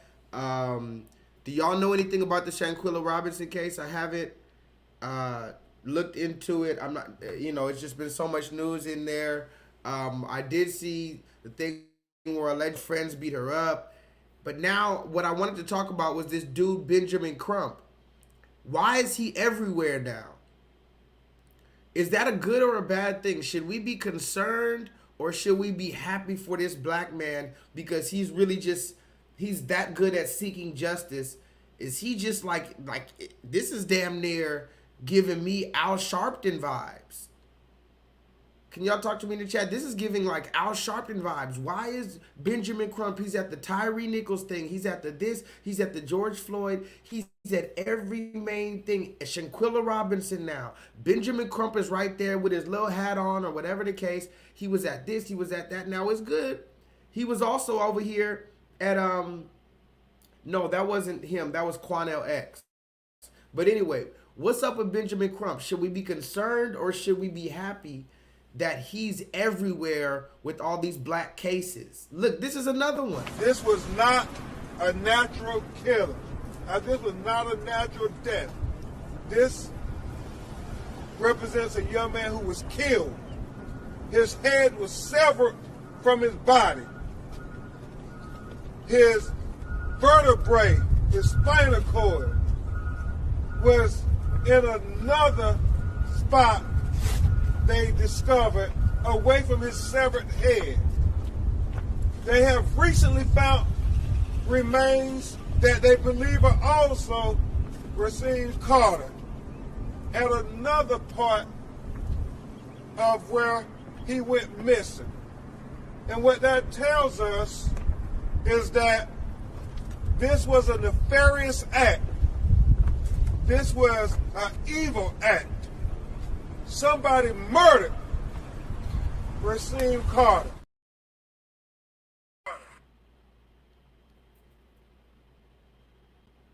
That's suspicious.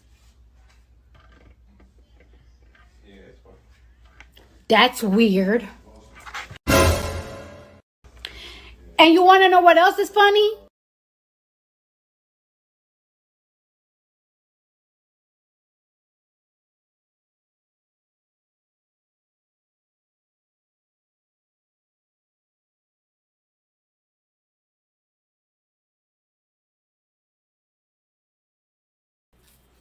Y'all can hear me, right? Y'all can hear me? Talk to me about Benjamin Crump. What you think about Benjamin Crump, y'all? Is he somebody that we should be happy about, not happy about? But while you're telling me about Benjamin Crump, let's look at this one. How about this one? Oh, no. We're gonna save that for later. Okay. It's Talking Shit Tuesday. How about this? Nah, this is too easy.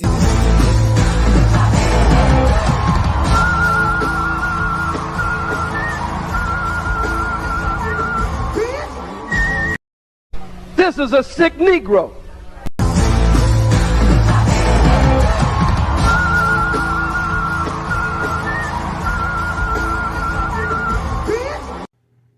God damn it! You can't make this shit up!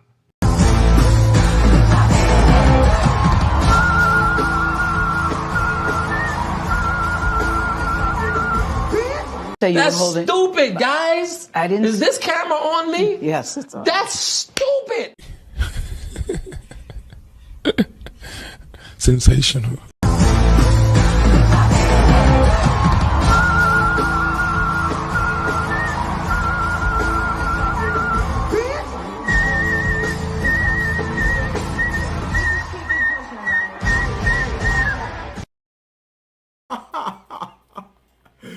I mean, it's like, some of this stuff I just purposely don't even show because it's just too easy. But that one, I just felt like, damn, she's topping herself.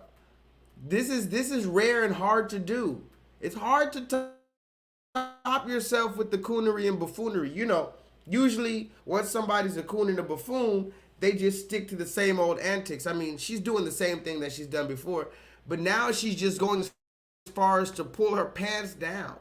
Remember, the first time she was wearing a shirt with the ass cut out, and then she was twerking with James Madison's racist flute. And then remember, I showed you guys that she did the TED Talk. I think I even have that on my channel. If you scroll down far enough, you might see when Liz TED Talk. Go look up Lizzo Goes to TED Talks. And she wasn't talking about saving the environment. She wasn't talking about saving the black community. She wasn't talking about, farming. She wasn't talking about exercise. Well, in a way she was. Go look up Lizzo on the TED Talk. She's over here talking about the etymology of twerking and where twerking came from and how twerking is a black woman thing and it's so liberating and all this. You stood in front of all these Silicon Valley or wherever the TED Talk is at.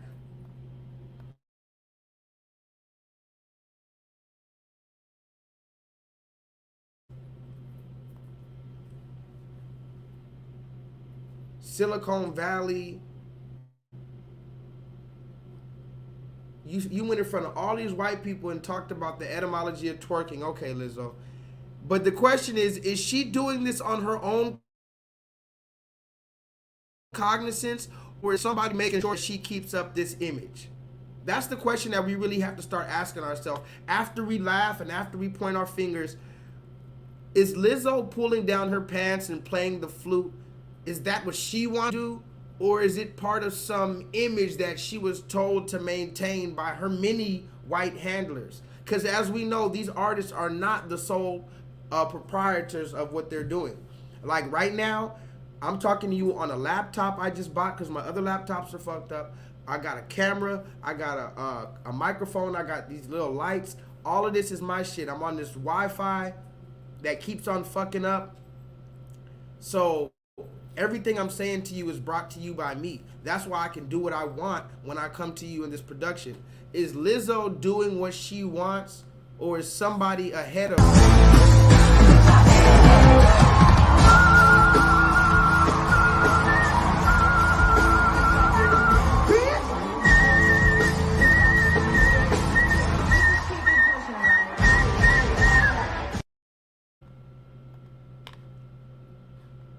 It's ridiculous, guys. It's completely ridiculous. And speaking of that ridiculous, hey, what would have been worse? Remember this? I showed you guys this last night. Let's talk about it again. Not this one, even though this one. I'll still give somebody $7 if you can call in right now. Matter of fact, I'm gonna put the I'm gonna put this link in the chat. If anybody wants to call in for just 30 seconds, just so you can say this one line for me. Say it loud and proud. Any man want to call in and say this? I will cash app you $7 right now. In the meantime, press this link. But in the meantime, what would be worse? If Kanye's daughter was dressing like Lizzo, or if Kanye's daughter was dressing like this? He begged me to stay. Babe, I'm not staying, I just wanna play. In the party, you just wanna romp. Big boobs in the bus, they talk. She a baddie, she knows she a 10. She a baddie with her baddie friend. I tried to pay, he begged me to stay. Babe, I'm not staying, I just wanna play. In the party, you just wanna romp. Big boobs in the bus, they talk. He say that I'm good enough, but I'm not good enough. Think about shit that I shouldn't have. So I tell him it's one of me. He making fun of me. His girl is a bum to me. Like that boy is a cat. Saying he home, but I know where he at. Like, bet he blowing her back. Think about me, cause he know that it's fact. Let's get off the phone with Kim. I told her. Let's get off the phone with Kim. I told her to stop antagonizing me with this TikTok thing. I said it's never again. I am her father. I know y'all don't respect fathers and the idea of family, and media tries to promote something. I said, I'm not allowing my daughter to be used by TikTok, to be used by Disney. I have a say-so. And then when people say, oh, they're going to use this for you in court, I didn't have a say-so on whether or not they went to Sierra Canyon. Most men do not, there's no such thing as 50-50 custody with in society today. That's not even, it always leans towards the mom. But right now, and I'm happy that you guys got to see just a small piece of what I dealt with. You understand what I'm saying?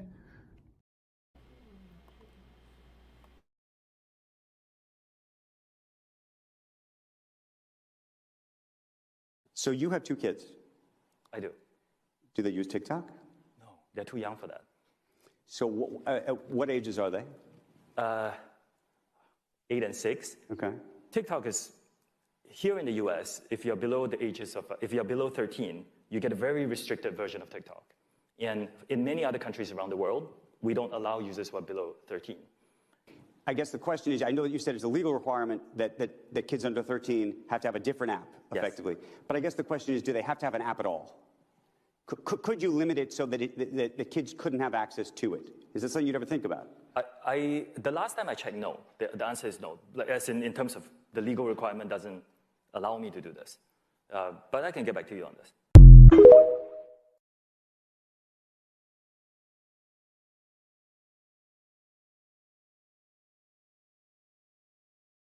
That's suspicious. So you have 2 kids. I do. Do they use TikTok? No, they're too young for that.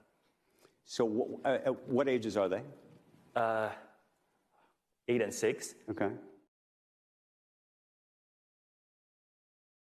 He begged me to stay. Babe, I'm not staying, I just wanna play. In the party, you just wanna romp. Big boobs in the bus, they talk. She a baddie, she knows she a 10. She a baddie with her baddie friend. Let's get off the phone with Kim. I told her to stop antagonizing me with this TikTok thing. I said it's never again.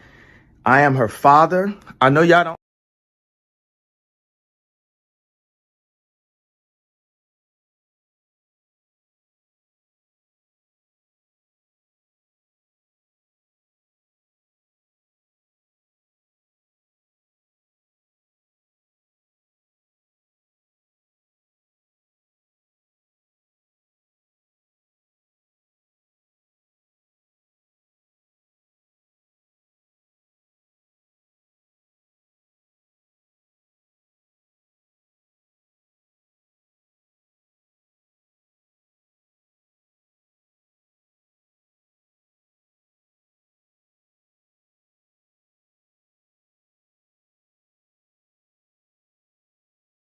way. Bitch, you better be joking.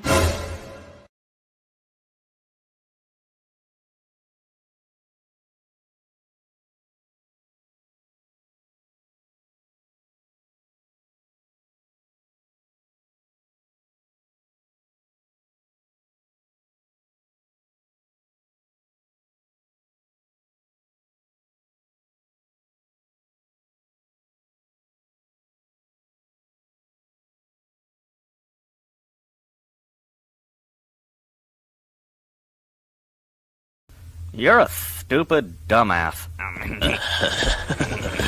Dumbass.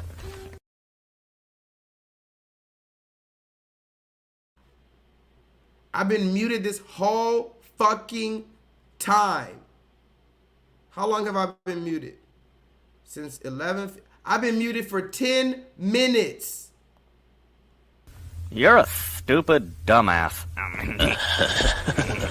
Dumbass.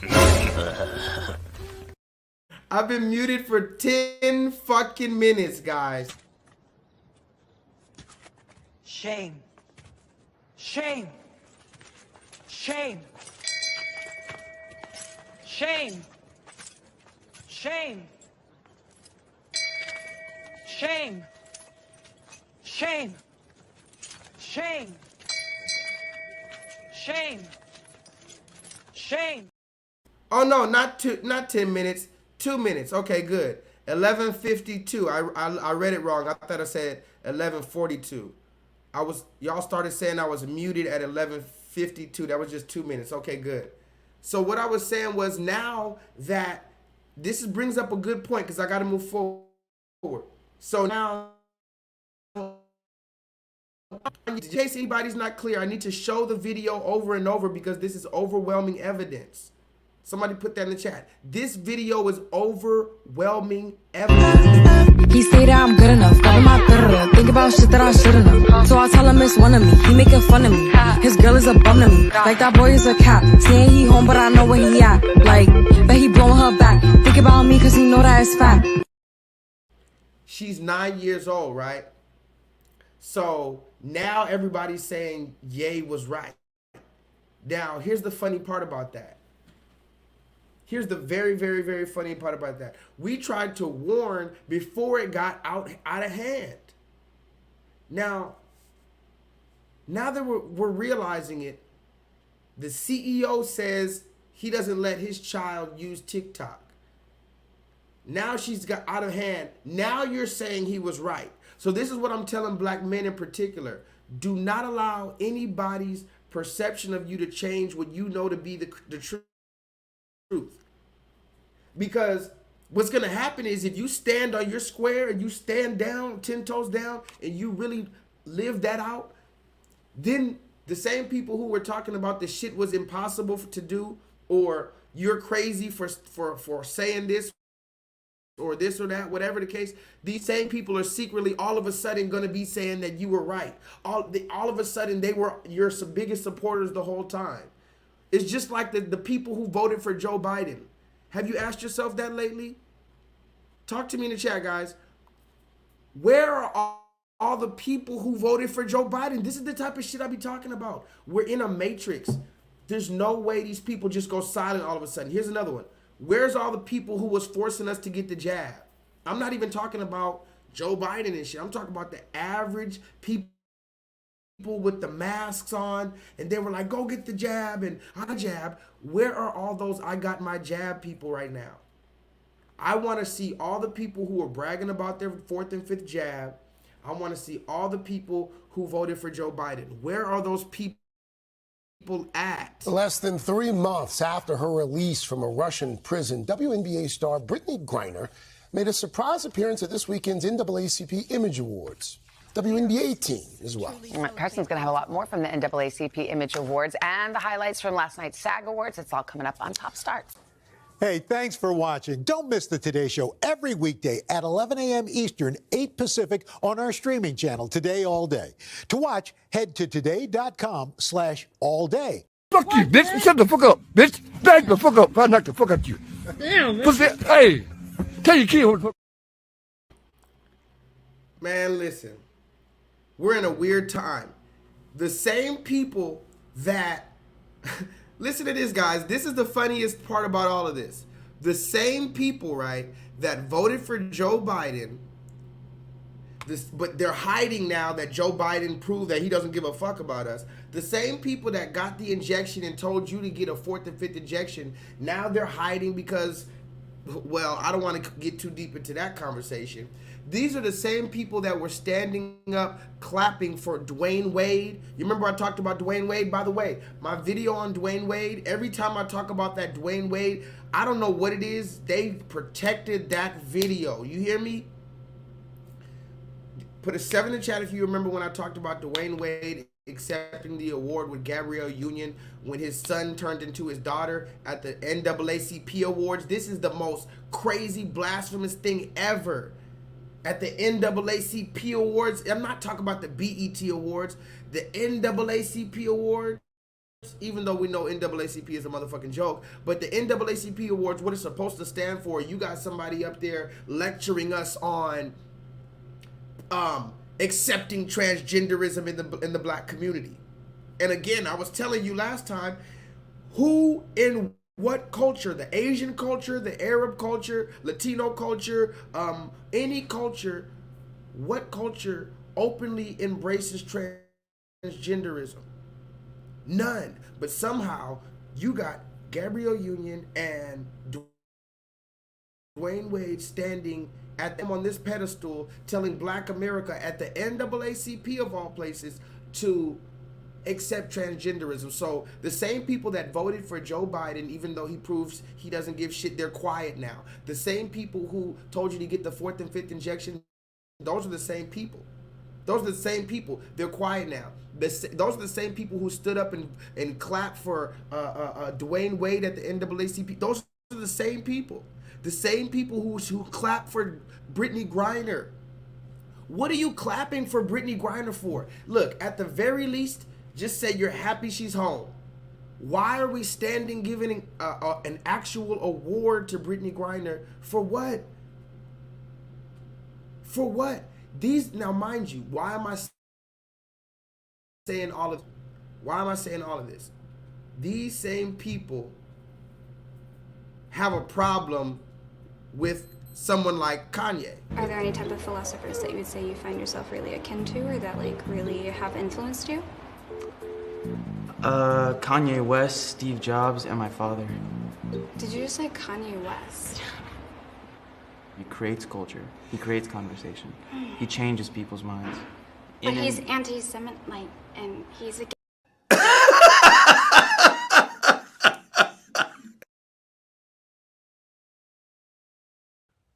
Yeah, man. Are there any type of philosophers that you would say you find yourself really akin to, or that like really have influenced you?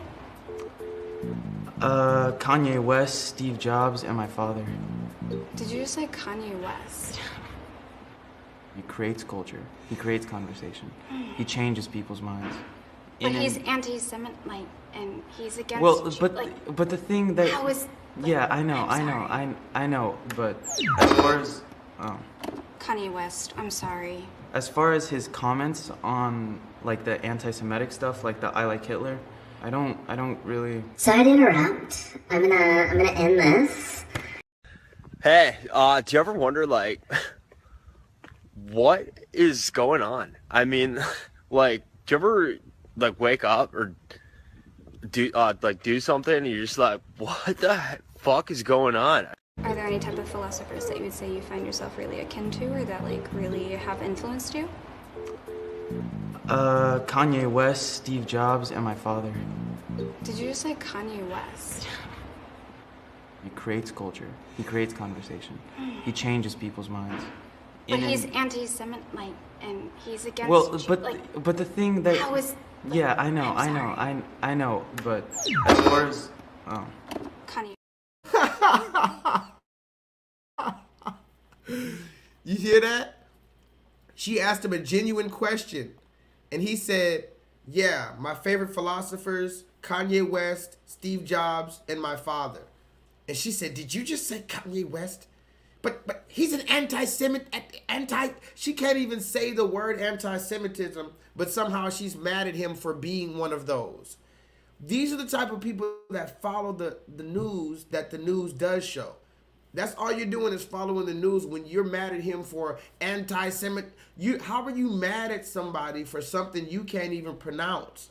You can't even pronounce the word, much less define it, but you're mad at this man for it. And even worse, you're mad at somebody or somebody that likes him or somebody that looks up to him.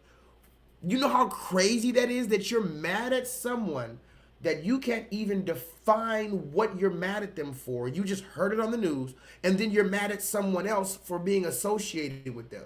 And that's what De Facto was talking about last night. Go watch the stream last night.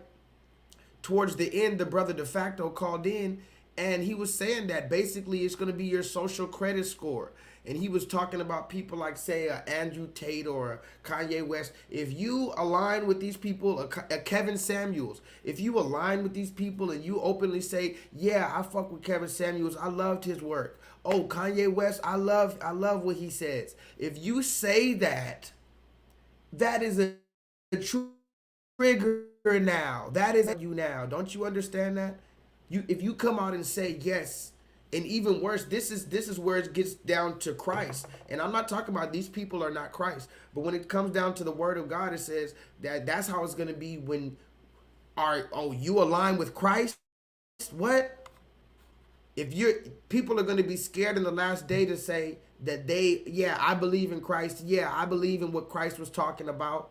I believe what the Bible's talking about. This is what it's all up to. It's going to criminalize you for thinking about and what type of thinking are they going to criminalize you for? Are they going to criminalize you for all the debauchery that's going on in the world? No, they're having pride parades for that type of shit. They're going to criminalize you for thinking about the Bible and talking about the Bible. So anybody that, again, right now, if you openly and if you go to Starbucks or whatever and you say, yeah, I love what Kanye West says. I love what he says. I love the thought that the thought process that brings. I love how out the box he is. If you say Kevin Samuels, yeah, I loved his work. He was bringing out a lot of good facts. They're immediately gonna, what? Are you a chauvinist? What? Are you crazy? Are you an anti-something, anti-Demotism? Do you see what's happening? Are there any type of philosophers that you would say you find yourself really akin to, or that like really have influenced you? Kanye West, Steve Jobs, and my father. Did you just say Kanye West? He creates culture. He creates conversation. He changes people's minds. But he's anti-Semite, and he's against. Well, but the thing that. How is? Yeah, I know. But as far as. That's a good point. Mark Sanchez says, if people are going to be mad at us for liking somebody like Kanye or Kevin Samuels, then we should openly be mad at you and openly mock you and ridicule you for voting for people like Joe Biden. We should openly mock you and ridicule you for telling us to get a new jab every 4 and 5 days. Now they're telling you, remember they told you before, what was it called when you had the first and second shot? It was called, did you get your boosters, right? Now they changed it to are you boosted to are you up to date? So you have to be up to date, meaning as the dates move forward, you have to keep on getting shots for this shit. This is what they're doing, and I'm not saying hey. All I'm saying is hey, because it's all propaganda is propaganda. Somebody put that in the chat. All propaganda matters. Ooh, that's another shirt right there, guys. Don't steal my shit. Put that in the chat. Don't steal it. That's a brand new shirt right there. I've been thinking about I've been thinking about it and coming up with little things. I lost my little book. Hopefully I can find it when I go back to work tomorrow. Somewhere I lost it in the streets. I had a whole bunch of stuff in it, but it is what it is. Another shirt, all propaganda matters. Because at the end of the day, We're trying to destroy it all. Says that the way I feel most myself is to go by the name Fred. That's because I'm non-binary, and Fred's the name that fits me best.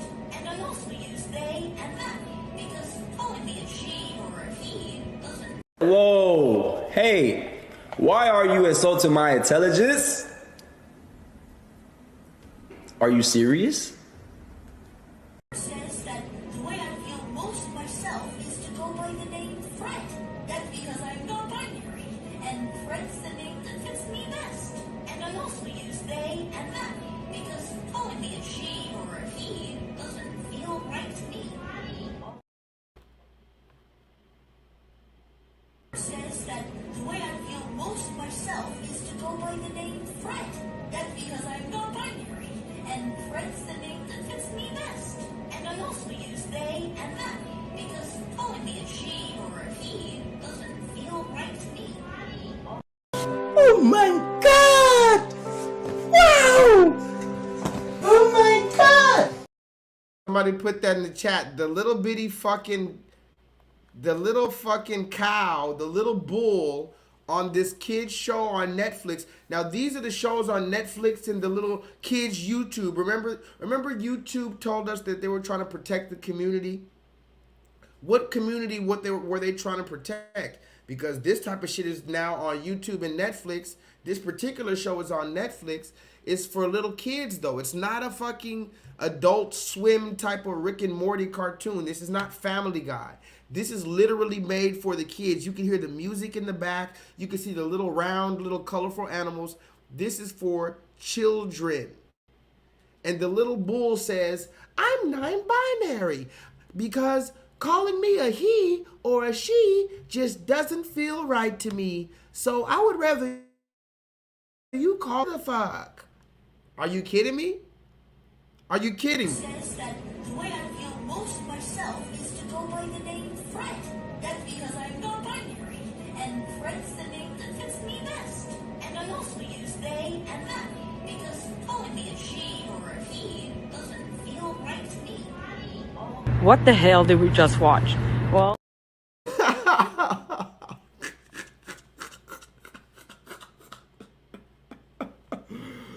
Y'all see this, guys? All propaganda matters, guys. All propaganda matters. Let me see some comments. Maximus says, NAACP loves Master's catfish plate.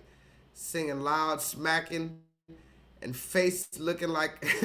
it's looking like armor. All fish grease from the rooter to the tuna. Damn. That's what... Damn. What is up with our people? Chicken smacking and all this type of shit like you don't know what's going on. Wow. Okay. How about this? How about this one? What is this? A Portland woman who tried to circumcise her son at home pleaded guilty to criminal mistreatment in court today. Last October, Kimanta Peterson says she realized she botched the procedure she tried on her 3-month-old boy and called 911. KPTV's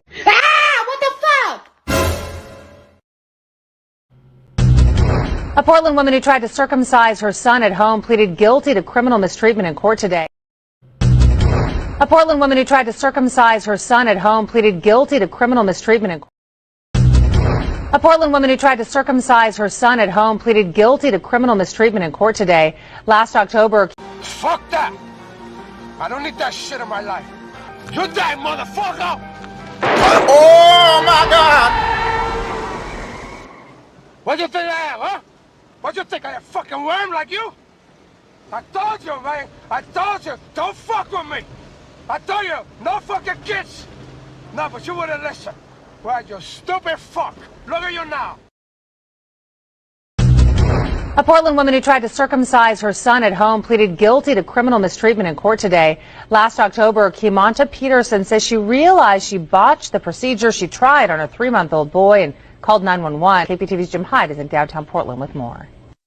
Kimanta Peterson has been able to have supervised visits with her 4 children, but they remain in state custody. Today in court, the judge okayed the plea deal she had made with the district attorney. The Prosecutor told the court that Peterson would plead guilty to 1 count of criminal mistreatment and other charges would be dropped. The defense attorney said her attempt to circumcise her 3-month-old boy was an aberration during a down period in her life. Doctors had completed the circumcision, and the child has no lasting effects from the procedure. Kimanta Peterson will remain on probation for 5 years and continue to have those supervised visits with her children. Reporting in downtown Portland, Jim Hyde, the 5 o'clock news. Wow. Wow. Wow.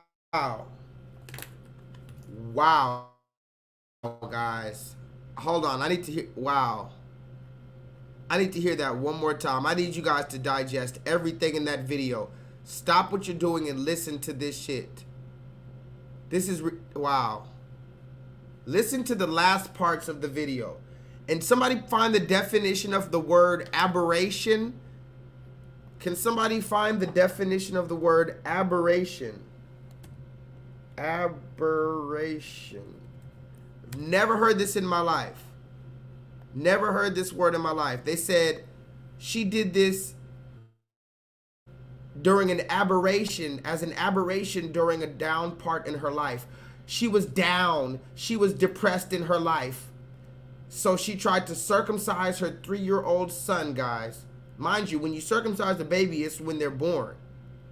You don't wait till the baby's 3 months old, damn near sitting up, damn near rolling around, and you try to circumcise them yourself. See, this is the type of demonic type of shit that we're talking about. And the court system and the news. Look, this is why the news is in on this shit, guys. Because the news is not reporting this shit correctly. The news is being biased, if anything. It was an aberration during a down part in her life. All the evidence points to abuse. All the evidence points to abuse. And you even said she did it because she was depressed in her life. So how, wait a minute. How is she only get 5 months of probation and she still gets to visit her children? How is that possible? Are there any type of philosophers that you would say you find yourself really akin to, or that like really... A Portland woman who tried to circumcise her son at home pleaded guilty to criminal mistreatment in court today. Last October, Kimanta Peterson says she realized she botched the procedure she tried on her 3-month-old boy and called 911. KPTV's Jim Hyde is in downtown Portland with more. Kimanta Peterson has been able to have supervised visits with her 4 children, but they remain in state custody. Today in court, the judge okayed the plea deal she had made with the district attorney. The prosecutor told the court that Peterson would plead guilty to 1 count of criminal mistreatment and other charges would be dropped. The defense attorney said her attempt to circumcise her 3-month-old boy was an aberration during a down period in her life. Doctors had completed the circumcision, and the child has no lasting effects from the procedure. Kimanta Peterson will remain on probation for 5 years and continue to have those supervised visits with her children. Reporting in downtown Portland, Jim Hyde, the 5 o'clock news. So listen to this, guys. She got 5 years probation. She's not even in jail. Talk to me in the chat. She's not even in jail. 5 years probation. And here's the thing, why are they calling it a circumcision? Jay, are y'all listening to me? Why did they call it a circumcision? To take away the savagery of the actual act. Even though it was the most savage thing, they're still trying to give her a cushion. Oh, it was an aberration. Listen to the devil speaking, guys. It was an aberration during a down period in her life. So you're going to circumcise a 3-month-old. And this is why I'm saying, they keep saying circumcise. You cut that boy's dick. You cut that boy's penis. That's what you did. You cut it like mad. You were mad and you went to cut your boy's penis. That has nothing to do with circumcise. You were not trying to be medical. You were not trying to help him. You went and took a knife and cut your child's penis, ma'am. And you got 5 years probation. And you still get to go and see those children? And you're telling me that the court system, I need to go to the court system and try to figure this out. I need everybody to comment. Tell me what's up. This woman got charged, barely, gets to still see her children, gets to avoid jail time, just has to do a little 5 years. I've seen people on probation for longer for damn near having weed and shit like that on them. Selling weed and selling some pills. You get more probation than that. You got to go to jail. This woman is avoiding jail after cutting her kid's penis. She called it a circumcision. Oh, I wonder who's in charge. Who's the judge? Who gave that judgment, guys?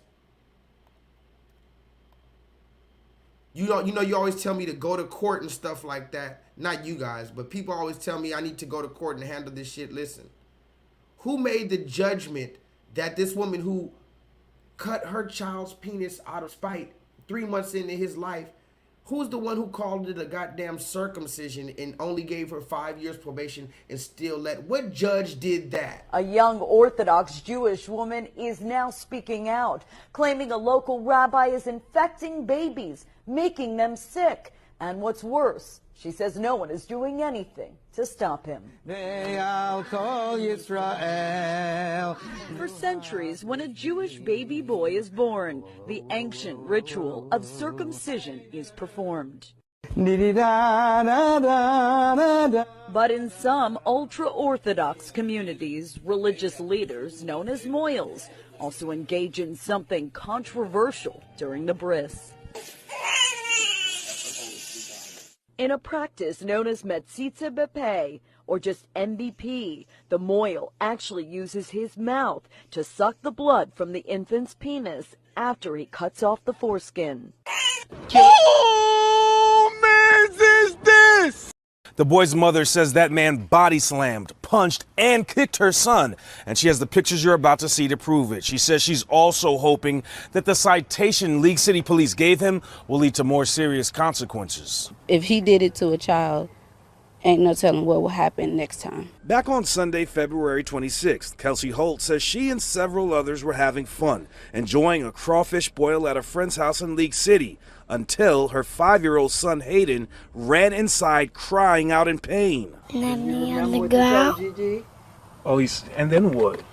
And then kick me and punch me. These are pictures of the bruises Holt says were caused by her friend's neighbor, who was in his 60s and was also at the party. I'm not really sure why he was out there even bothering the kids, because none of the other adults were. Holt says the man who seemed intoxicated told her Hayden hit him in the head with a basketball and had no shame in retaliating. And that if another child was out there that did something similar to what my child, according to him, did, then he would do it to them as well. League City Police issued the man a citation for assault, but aren't identifying him until he's arrested. They say they are working with the Child Advocacy Center in Galveston to conduct interviews and determine whether charges will be upgraded. I just want justice for my son. I want him to be responsible for what he did and to make sure that it doesn't happen to any other children. League City officials would not confirm a court date for the man, but said pending the outcome of the investigation, that charge could be upgraded to injury to a child, which is a felony. A decision on that is expected by next Thursday.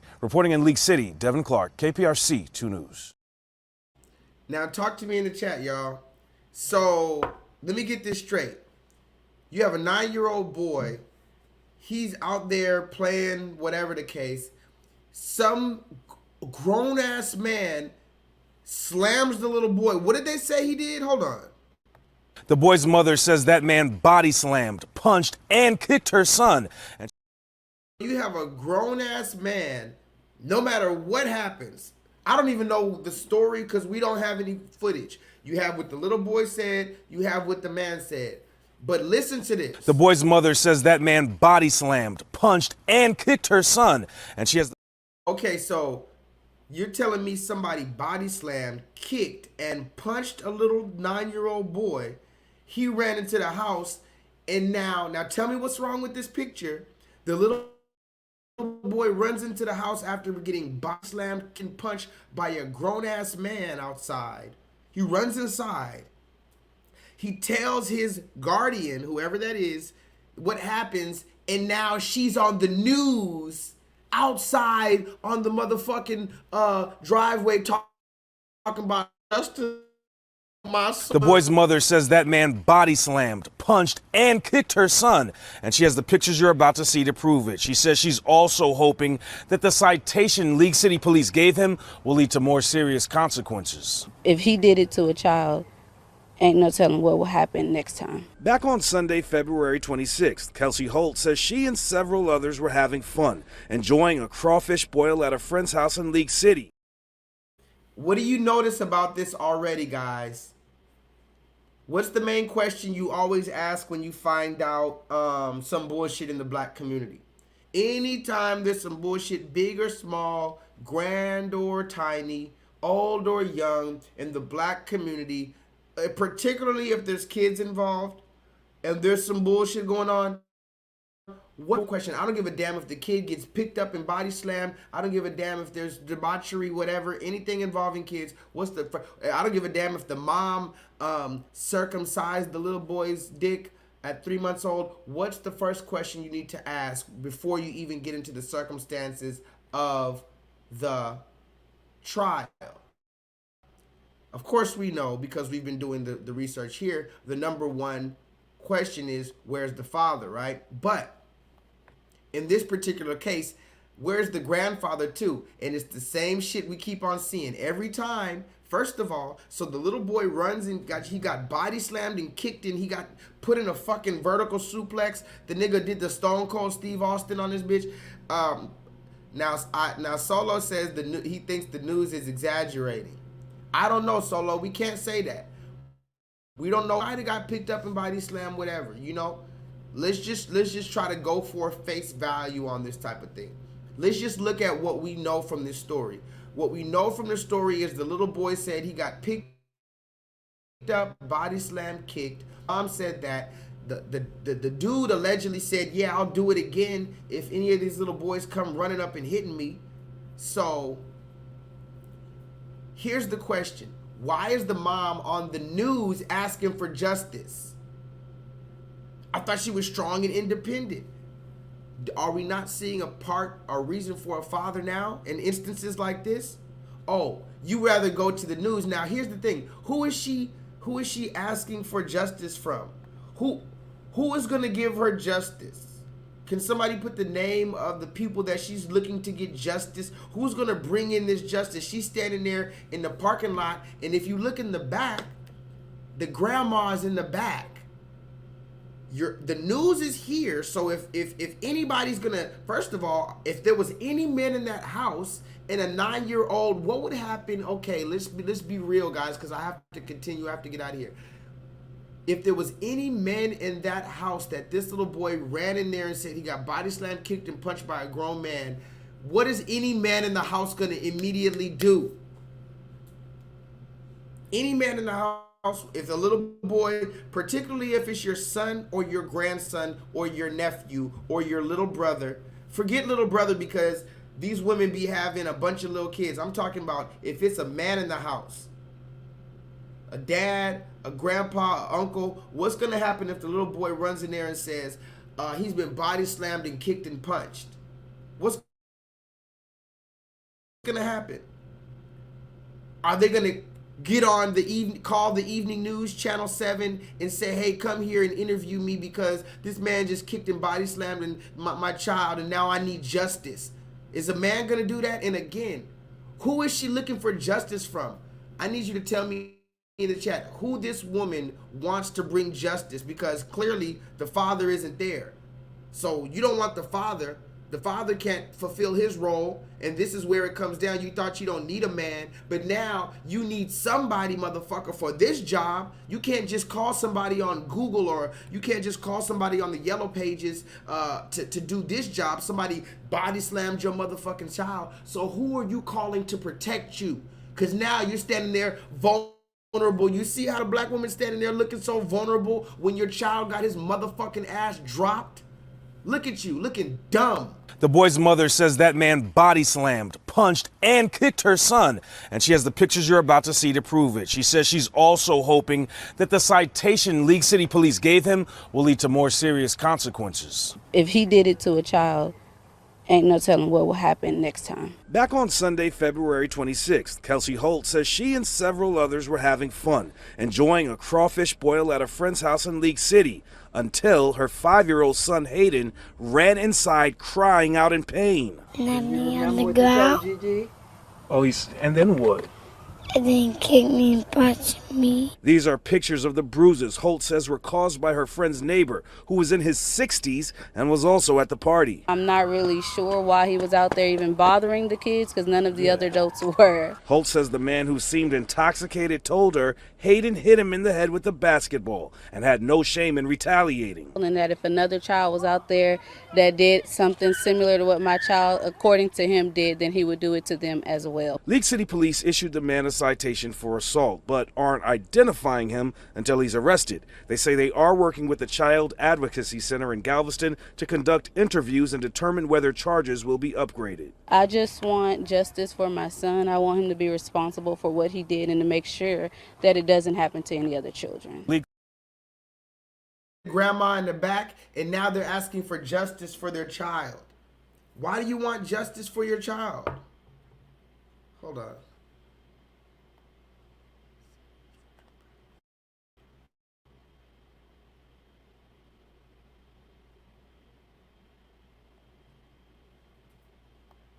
Can y'all see me? Why does she want justice for her child? Who's going to give her justice now?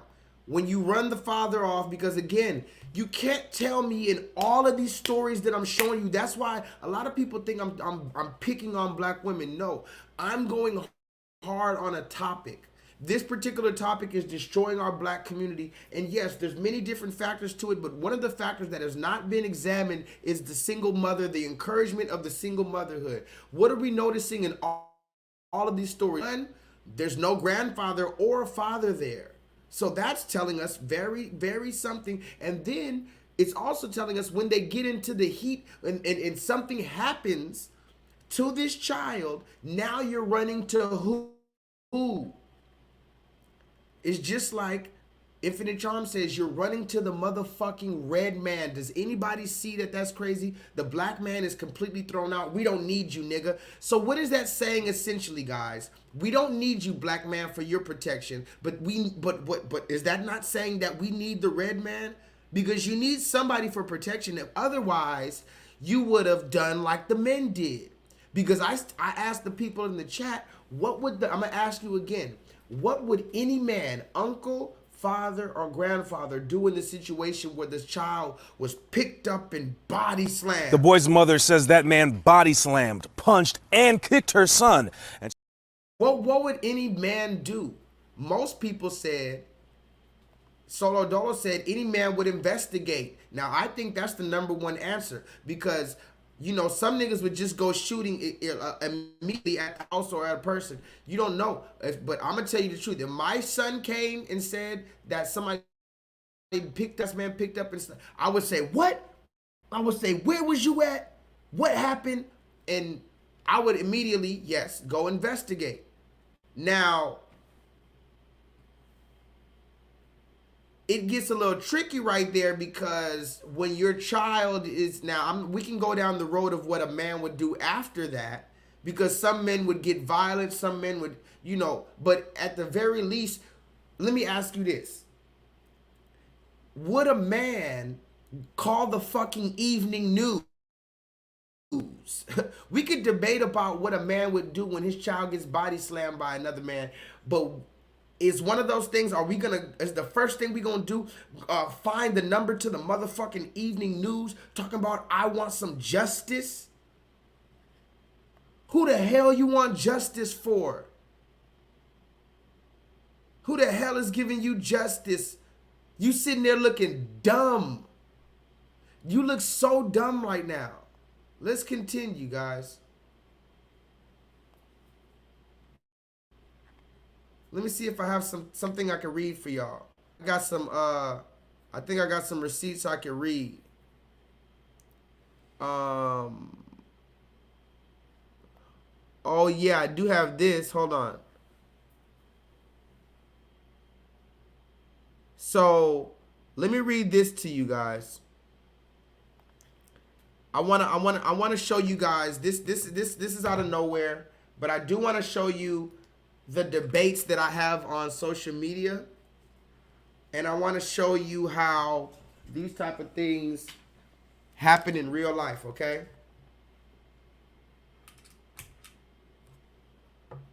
I want to show you how these things happen in real life. Can I do that? Can I read you? Put a 7 in the chat if you're not going to leave while I read you a little stuff. Because it's Talk Your Shit Tuesday. I want to show you how I be talking my shit, okay? I want to show you why it's important to not just talk shit, but actually back it up with facts. Now, I showed you earlier about that the arguments. Let me show you. Did I delete that video? Remember when I showed you the video where they asked, what is a woman? Can y'all hear me? Did I show you the video where they asked, where's a woman? What is a woman? I think I deleted that one already. But you could go look that, go rewind it to the part where I asked, where's a woman? This is another conversation. Look at this right here. One of the biggest things I think when it comes to homeschool is keeping my kids away from your bad kids. We've went and taken our children to pride parades. And you know what I mean? We've been there, we've been loving, and we showed support to the people there.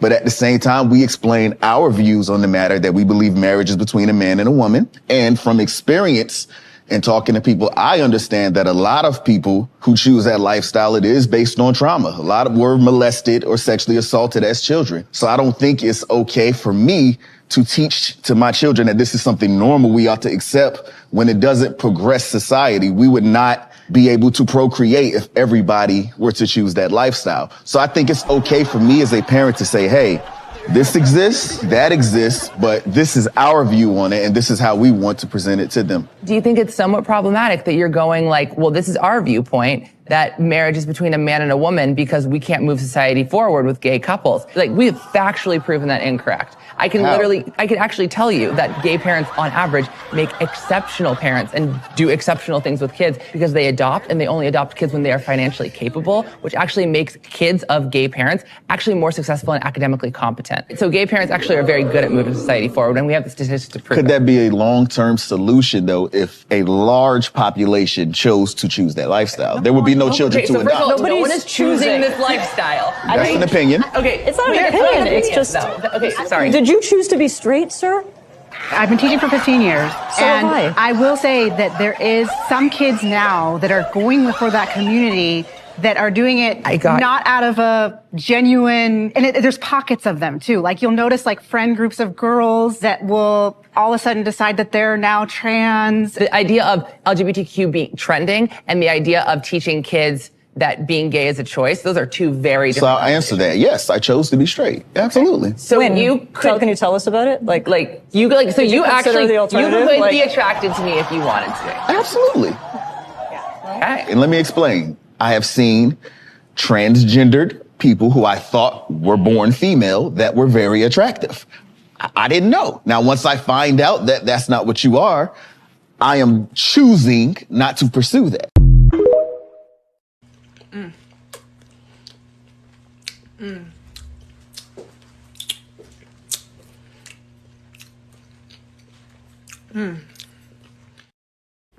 Now, why did I show you that video? First of all, he brought up a good point.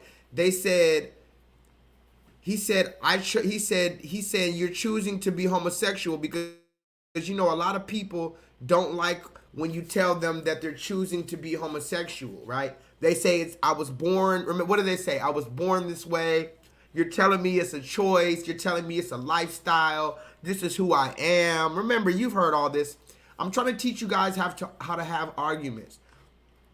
Somebody put that in the chat. J-Lethal is about to teach you guys how to have arguments. And somebody put the definition of an argument in the chat, because I think you are believing that an argument is just yelling and just insulting each other. No. Put the definition, the actual Oxford definition of an argument into the chat. J-Lethal's about to teach you how to have an argument.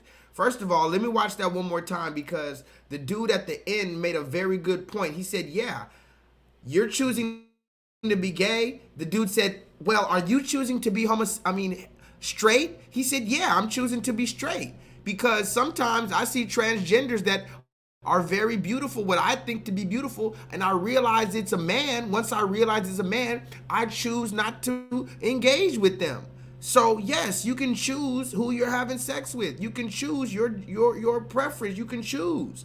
You can choose your you know. So, but I wanted you to see that you're gonna have to have real conversations and real quote unquote arguments, and we're gonna look at the definition of an argument. The definition of an argument is an exchange of diverging or opposing views, typically a heated or angry one. Why are arguments typically heated or angry? Remember, the base of an argument is an exchange of diverging or opposing views. So that explains why they're typically heated or angry. Think about it. Because if you're having an exchange of diverging or opposing views, particularly if they're opposing or contradicting views or completely opposite views, of course, typically those are going to be heated. They're going to eventually grow to be angry. But if you're mature enough, you can have an argument without making it angry and heated. Now, me personally, a lot of times I end up getting heated and angry because motherfuckers act dumb. If you would just sit here and actually put 1 + 1 = 2, then we could get through to it. But a lot of motherfuckers be jumping all around, and I'm gonna read you something right now, and I'm gonna teach you how to argue. But before I teach you how to argue, let me watch this one more time. Hold on. One of the biggest things I think when it comes to homeschool is keeping my kids away from your baggage. We've went and taken our children to pride parades. And you know what I mean? We've been there, we've been loving, and we showed support to the people there. But at the same time, we explain our views on the matter that we believe marriage is between a man and a woman. And from experience and talking to people, I understand that a lot of people who choose that lifestyle, it is based on trauma. A lot of were molested or sexually assaulted as children. So I don't think it's okay for me to teach to my children that this is something normal we ought to accept when it doesn't progress society. We would not be able to procreate if everybody were to choose that lifestyle. So I think it's okay for me as a parent to say, hey, this exists, that exists, but this is our view on it, and this is how we want to present it to them. Do you think it's somewhat problematic that you're going like, well, this is our viewpoint, that marriage is between a man and a woman because we can't move society forward with gay couples? Like, we have factually proven that incorrect. I can actually tell you that gay parents on average make exceptional parents and do exceptional things with kids because they adopt, and they only adopt kids when they are financially capable, which actually makes kids of gay parents actually more successful and academically competent. So gay parents actually are very good at moving society forward, and we have the statistics to prove Could that be a long-term solution, though, if a large population chose to choose that lifestyle? There would be no children to adopt. No one is choosing this lifestyle. That's an opinion. Okay, it's not an opinion. It's just. Okay, sorry. Did you choose to be straight, sir?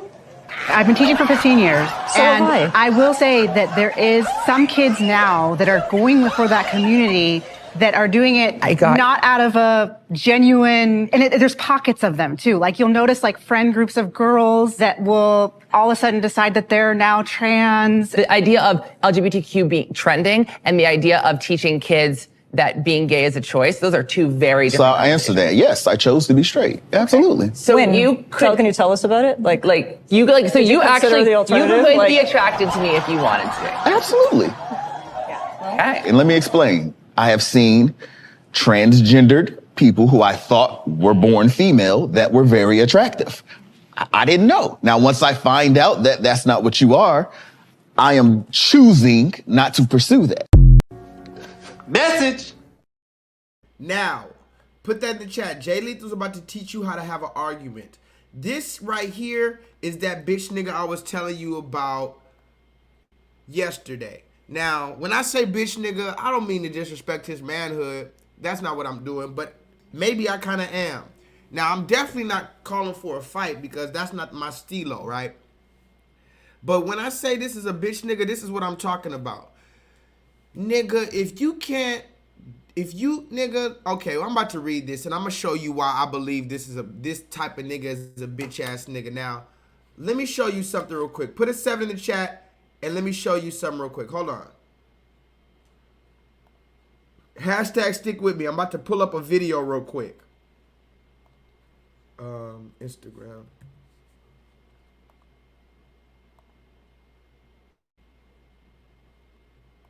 I'm about to pull up this video and show you guys this shit.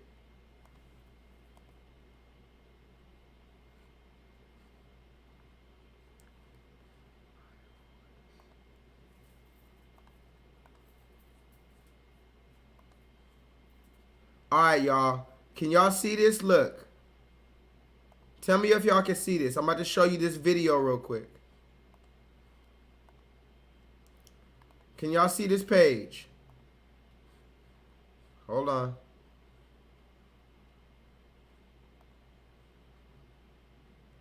Hold on. I'm about to show you how to have an argument before I get out of here. Can you see this page? Put a 7 in the chat. I'm going to put the boy on blast. I'm going to put the boy on blast. I don't give a damn. I was trying to be cordial, but now I got to put boys on blast. This is the dude, me and him were having a little argument, right?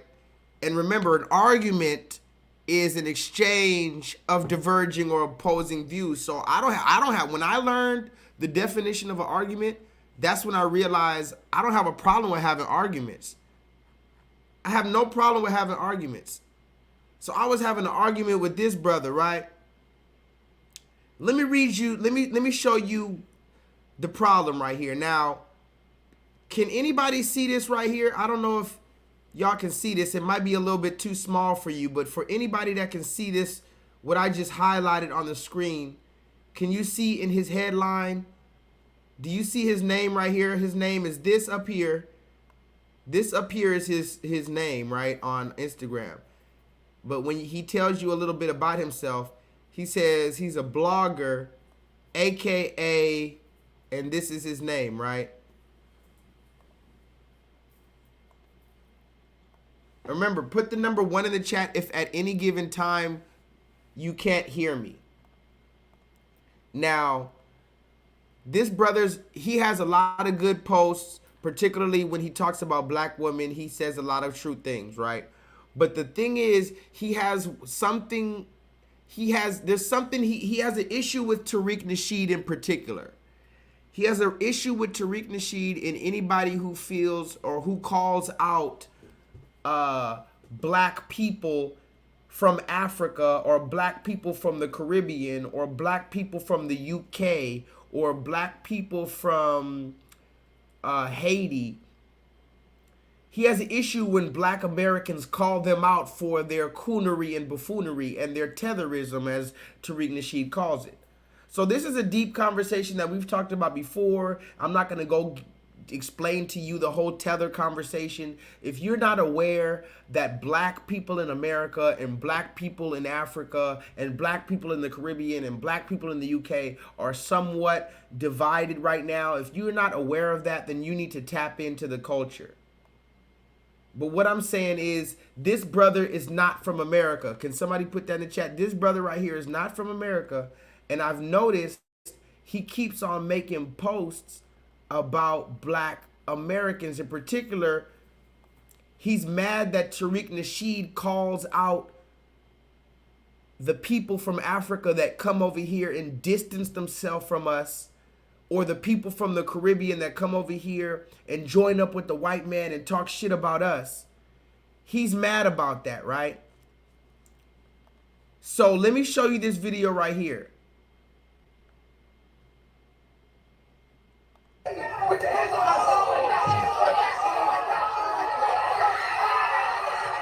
Okay. Look.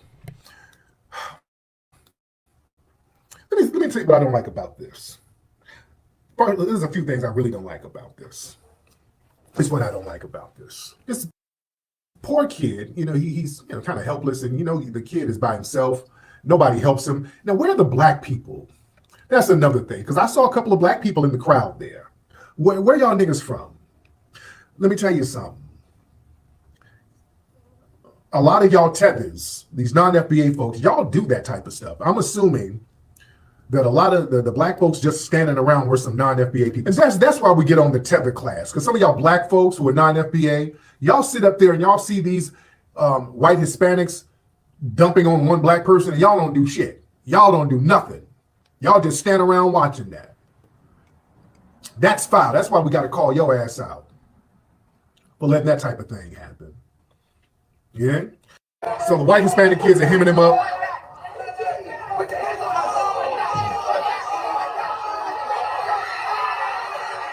Okay. Look. Let me tell you what I don't like about it.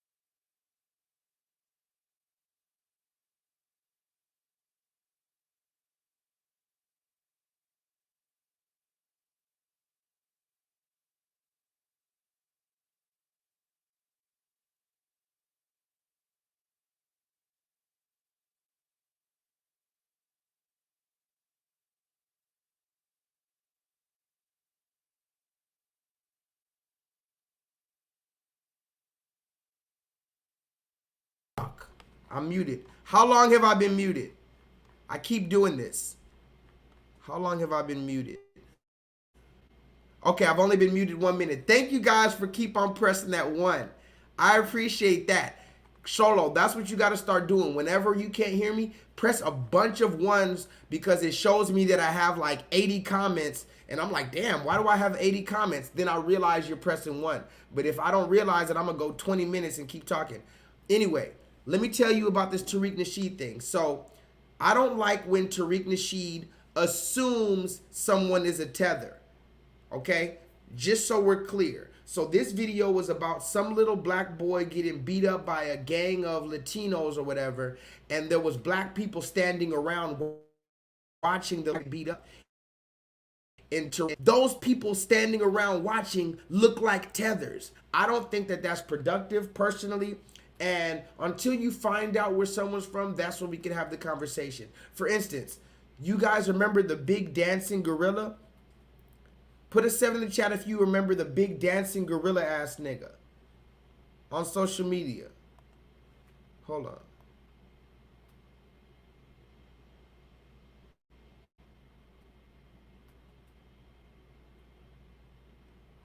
Put a 7 in the chat if you remember the big dancing gorilla ass nigga on social media. The nigga on social media doing all that shit and biting chicken and stuff. I said, this dude, he doesn't look black American to me phenotypically. I said that in my head, and that made me do research. Now, if it turns out that he was a black American, his name was Jamal, he probably was, because all of us Riddler. But you can't tell black Americans that we can't distinguish ourselves. Look, have you ever called a Korean man Jamaican? I mean, Jamaican. Have you ever called a Korean man Chinese? Have you ever called a Chinese man Japanese? Have you ever called a Japanese man Vietnamese? Have you ever called a Vietnamese man from whatever, Singapore? No. They all, have you ever called a man from Singapore a Filipino? No, they all distinguish themselves very differently. So when I say, hey, is this nigga black American? That's a thing. So Tariq Nasheed, he's very on the fence because he's bringing an important conversation, but it's not productive when you say, I think that guy's a tether. That's not important. Like when I found out the dude Big Groove, the big dancing gorilla nigga, I did my research. I found out he's from Germany, First of all, that big dancing gorilla nigga eating chicken, he's from Germany. Very suspicious. Did they create this nigga in a laboratory or something? You know what I'm talking about, that big nigga dancing and shit, big as fuck. Did they create this nigga on a laboratory? Is he a clone? He's from Germany? When do big ass, incredible Hulk ass, dancing, biting chicken ass niggas come from Germany? And then you find out his parents are from Nigeria. So he's a German Nigerian biting chicken in America, making us look stupid. And I talked to you about Cardi B. Cardi B, shut your motherfucking mouth about that. Because Cardi B came out and said, you niggas need to stop doing this and that. Stop being mad at that dancing gorilla nigga. And this is Cardi B's dad, and this is Cardi B's mom. And she's telling us what we need to do as Black America. Stand the fuck up. But let me get back to this dancing gorilla nigga. What was I talking about? I was on a good roll. This dancing gorilla guy, first of all, he's out of line. Nigerian gorilla. Man, okay, hold on. Let me refresh, because I need to rewind this, because I was just about to get to a good point. I was about to bring out a good ass point. Fuck that. What was I talking about, y'all? Fuck that. What was I talking about? To a good point. Germany? I was just getting somewhere. Hold on. I said that in my head. Oh, Tariq Nasheed. Tariq Nasheed. Somebody put that in the chat. Tariq Nasheed. So Tariq Nasheed, how to win an argument. I'll read. Thank you. How to win an argument. We were talking about Tariq Nasheed. So I want to give that disclaimer. Tariq Nasheed, I don't agree when he says, I think someone is a tether. Figure it out, then we'll have the discussion. Then it makes the conversation stronger. So now, this dude on Instagram, I'm going to show you him real quick. Hashtag stick with me.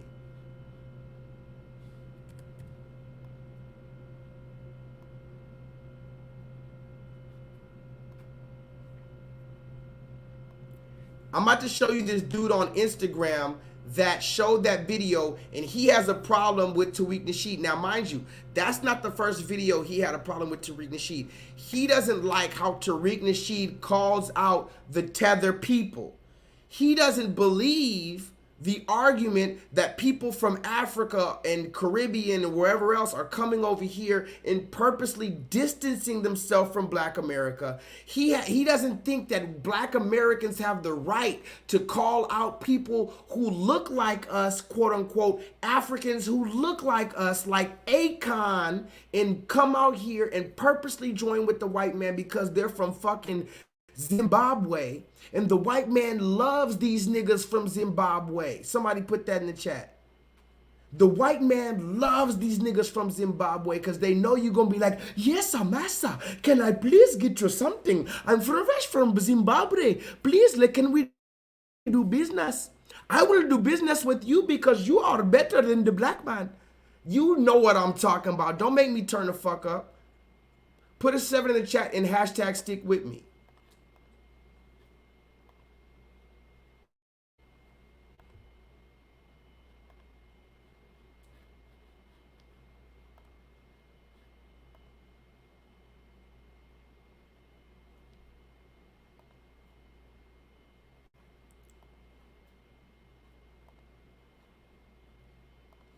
So listen, y'all. This is the conversation right here. This is how to win an argument. I'm about to get out of here after this.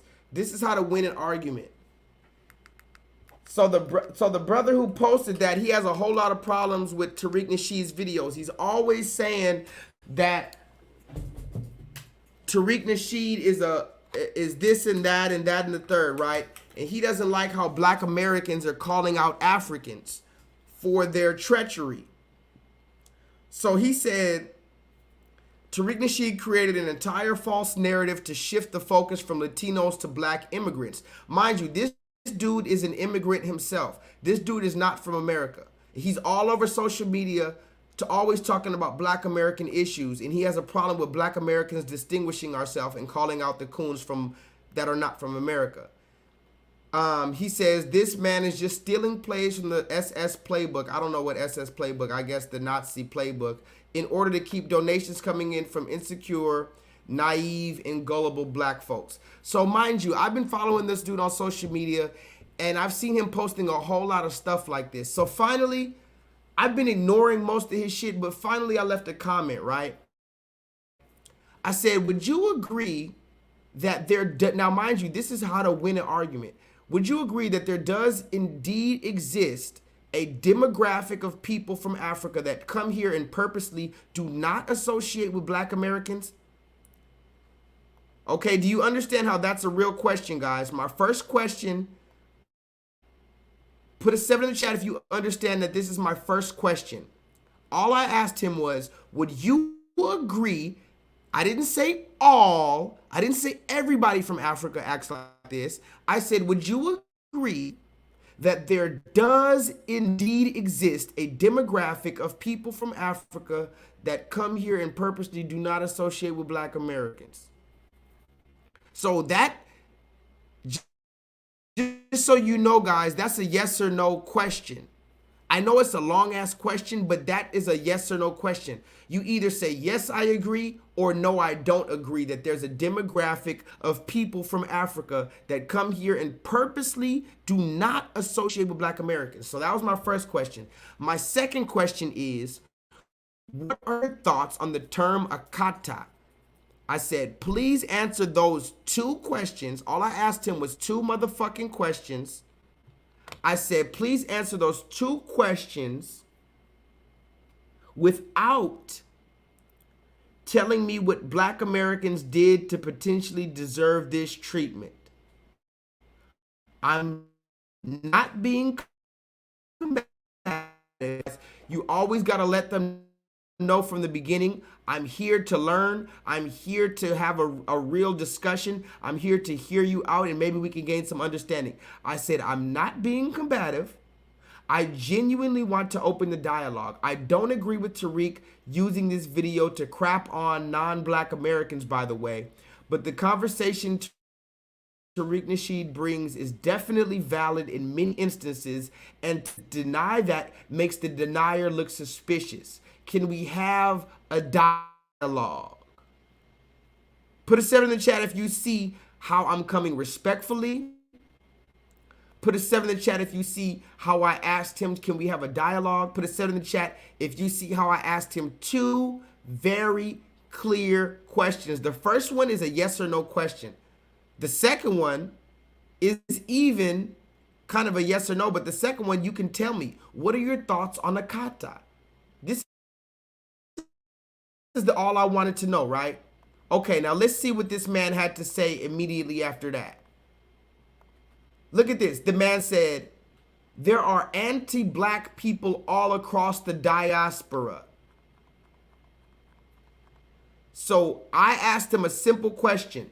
Would you agree that there does indeed exist a demographic of people from Africa that come here and purposely do not associate with black Americans? All he had to say was, yes, I agree. But he says his own shit. He says there are anti-black people all across the diaspora. That's the first red flag. You didn't even answer the yes or no question with the yes or no. You're trying to already create your own narrative in our conversation. As men, we're supposed to sit here and have a respectful conversation.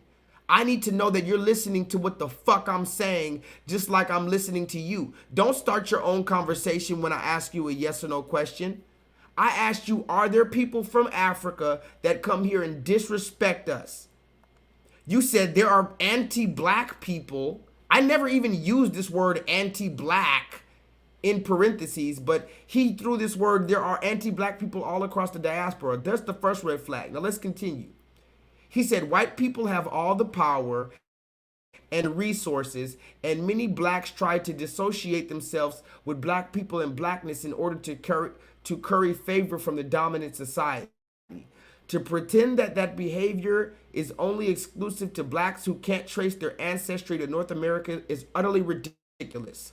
And to form an exceptionalism that grifters prey on. You black folks here, quote unquote, aren't like those black folks over there. You're smarter, braver, prettier, and more moral. This is literally the same playbook Hitler used to turn the German people against the Jews and the Slavs.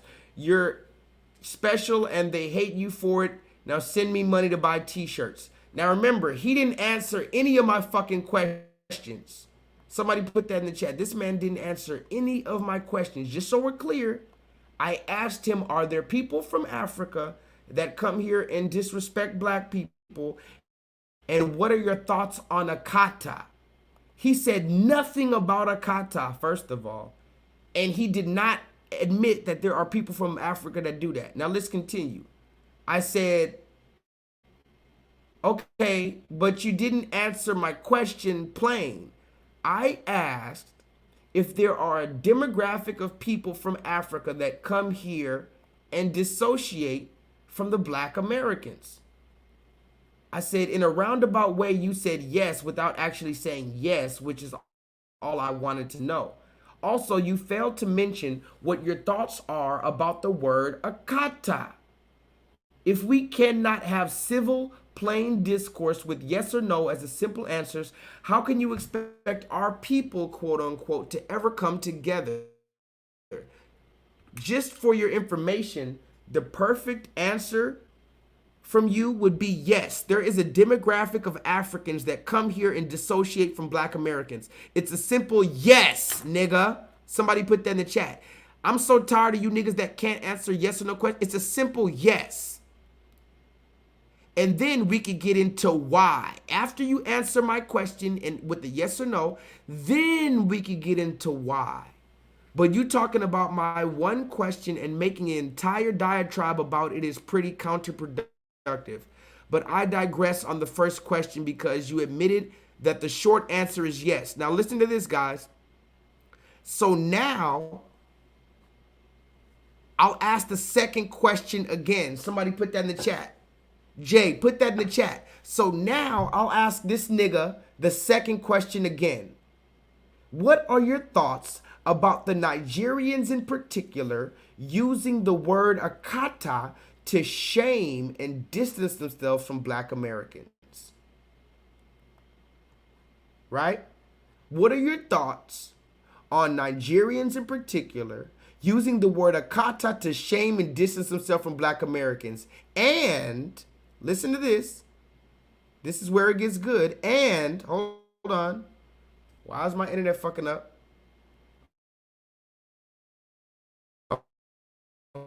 Okay. And that they call us a kata, which I'm sure you'll have your own little reason. Maybe you can tell me, have you ever made a post similar to this one? Hold on. Damn, my bad. Maybe you can show me where you ever made a post to this one where you criticize any actual African person. Because remember, this nigga's always talking about Tariq Nasheed and black Americans.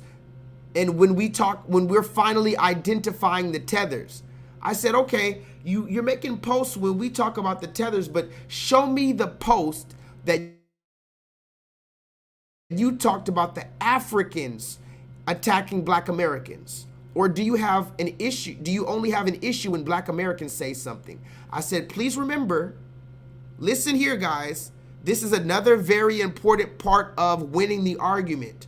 Remind them, even though you're getting in their ass, remind them, remember, I'm not here to be correct, but I am a black American, and I do believe this conversation is more nuanced than you are giving it credit. So I want you to remember, you have to be as gentle as a dove and as wise as a serpent, as the scripture says. When you're getting in these people's ass, always remember to smile. Always remember to tell them that you're not here to fight. Always remember to tell them that you're here to learn and you're here for the truth. So remember, I asked this nigga, what is his thoughts on the word akata? He didn't answer me the first time. Let's see if he answers me the second time. The answer is yes to both of your questions. Now I'll ask you two questions. Now remember, he didn't answer my question about the akata. He says the answer is yes to both of my questions. Now he's going to ask me some questions. Question number 1, is there a demographic of so-called foundational black Americans that dissociate from themselves from other black Americans? Question number 2, what from your understanding is the literal definition of the word akata? Okay, I'm gonna move forward. We're almost done with this. I just want to show you how even very smart people can get their ass whooped. So I said the answer to your first question is yes. Now, why did you fail to answer the second question? And you reverse uno the question to me without answering it yourself. Is that not a disingenuous thing to do while having a conversation with someone that possibly disagrees with your perspective, but is here to respectfully dialogue and gain understanding together? Do you see how I'm getting in this nigga's ass? He can't answer yes or no questions, but he feels like he's too smart. But he's on social media talking this and that. So listen to what he says. I answered yes to both of your questions. Okay? So I said, just to be clear, I asked, what are your thoughts on Nigerians in particular? I'm going to ask you again, what are your thoughts on Nigerians in particular using the word akata to shame and distance themselves from black Americans? That was my second question, if you read it again. So your answer to that question is yes? How is that a proper answer to my question? I need an answer to my question. What are your thoughts on the word akata, nigga? He says, I cannot answer that question because one, I'm not Yoruba. Somebody put that in the chat.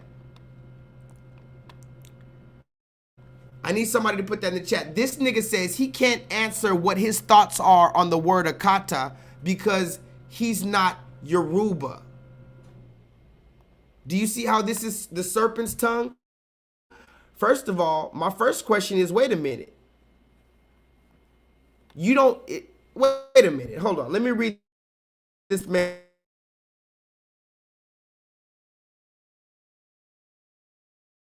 He said he can't comment on the word. But wait a minute, there's more. And I've never heard anyone say it, and I don't know why they say it.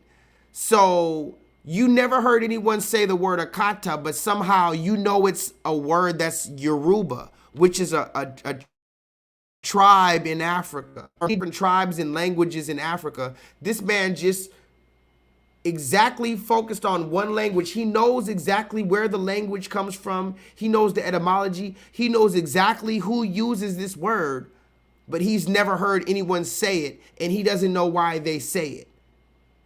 He says, number 2, you're stating your conjecture as to why they use the word. This is why I ask, what does the word mean? If we don't have any understanding of what the word means, then how do we know it's a disparaging or pejorative term?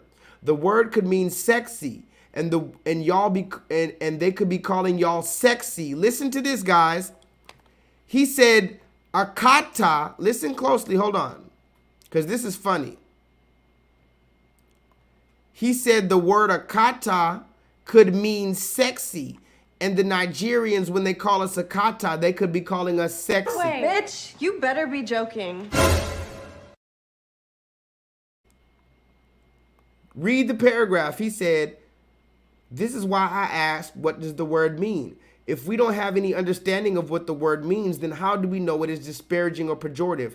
The word could mean sexy, and they could be calling you sexy. I need context. So if you are done with your questions, now can I ask mine? Now remember, this is the same type of nigga when you ask somebody what is a woman, they do all this jumping and all this gymnastics. So I told him, you can ask your questions, but here's the last thing. So you don't know what the word akata means. You've never heard it used by an African, but somehow you know it's a Yoruba word. Okay, that's weird, but I already know what the word akata means. I was asking you if you know what that means because that's the whole point, but please ask away. So he starts asking me questions. He cannot answer to me what is an akata. He doesn't want to answer to that, even though he wants that. I said, also, if you don't know what the word means, you could have easily said, I don't know what that word means. It's not that complicated. So then he starts talking about, is that your pathetic attempt at reverse psychology Was that supposed to bruise my fragile male ego? So this is where it gets into all type of bullshit, and now the conversation is done. I told him I'm live on my YouTube. Call into my YouTube. I got on his Instagram. I got inside his DM. I told him I'm on Instagram. Please, let's have a conversation about it. He don't want to have a conversation. So the same nigga telling black Americans, listen to me guys, this is the reason why I've told you this is how to win an argument. I know it was a little bit long, but this is why I told you.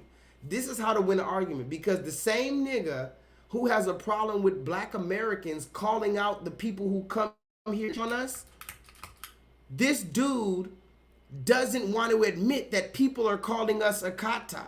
Now, I don't know what that word is. It's a Yoruba word. Somebody put that in the chat.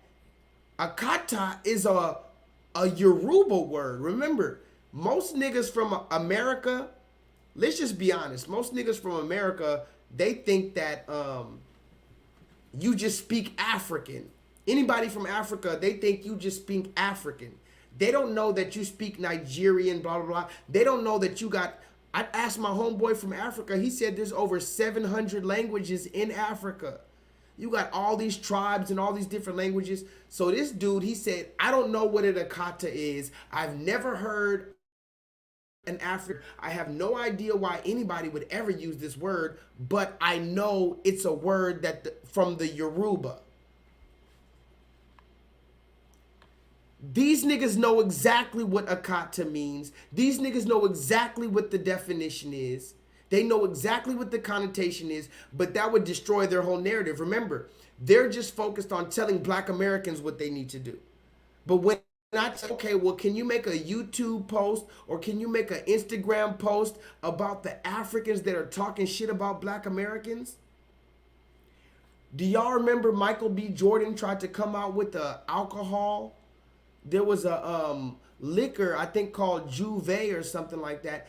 It was like a spiced rum or something like that. Anyway, The Rock, 50 Cent, all these people, Snoop Dogg, they like to come out with liquor and alcohol. Michael B. Jordan tried to come out with the alcohol, and it was using this word that people use in the Caribbean. It's like a Caribbean festival or something. They said, nigga, you're not from the Caribbean. Don't use our word. You're a black American. You're just that nigga over there. So again, we see how everybody else can be Caribbean and Jamaican and Haitian and African, but you can't just be saying I'm a black American and y'all can't join in on our affairs unless we give you the green light. Niggas like this on Instagram or whatever the case, you got a problem with black Americans, but you don't got a problem with the Africans that are also, remember, I'm not denying that a lot of black Americans are out of line, but y'all niggas are gonna get this shit straight. So we're 3 hours into this thing. I'm about to get on out of here. I just wanted to show you exactly the type of shit that be going on. Again, y'all gotta stop taking pictures like this, facing the camera like that. Can somebody put that in the chat? Y'all gotta stop taking pictures like this, putting the camera like that, because first of all, at least clean up in the background. You can't pick a struggle. You can't turn around and face the camera and that's your background.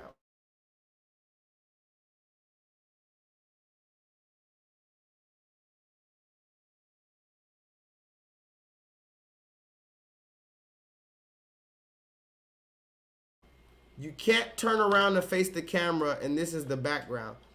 But remember, all of this is part of the agenda. All propaganda matters. This was Talking Shit Tuesday. I didn't want to take too much of your time. If y'all have any last little things that y'all want to chat about, let me know. I do have some more receipts, but how about this? No, how about this one?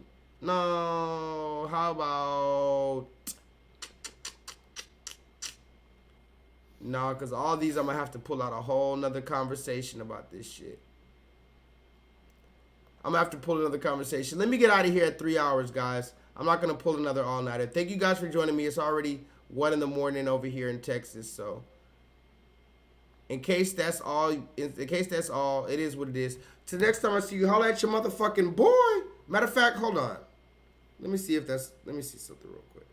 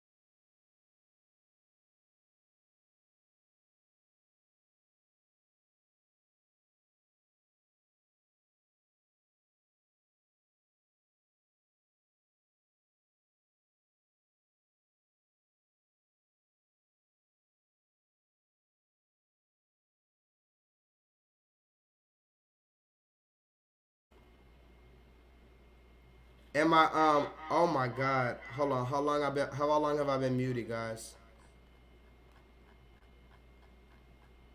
How long have I been muted?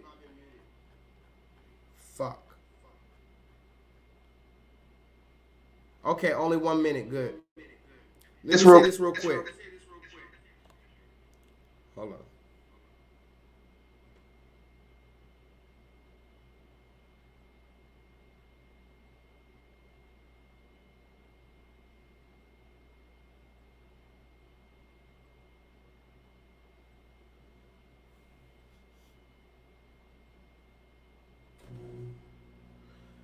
Let me say this real quick before I get out of here. Sorry for, I keep on muting myself. I don't know why. Am I still muted?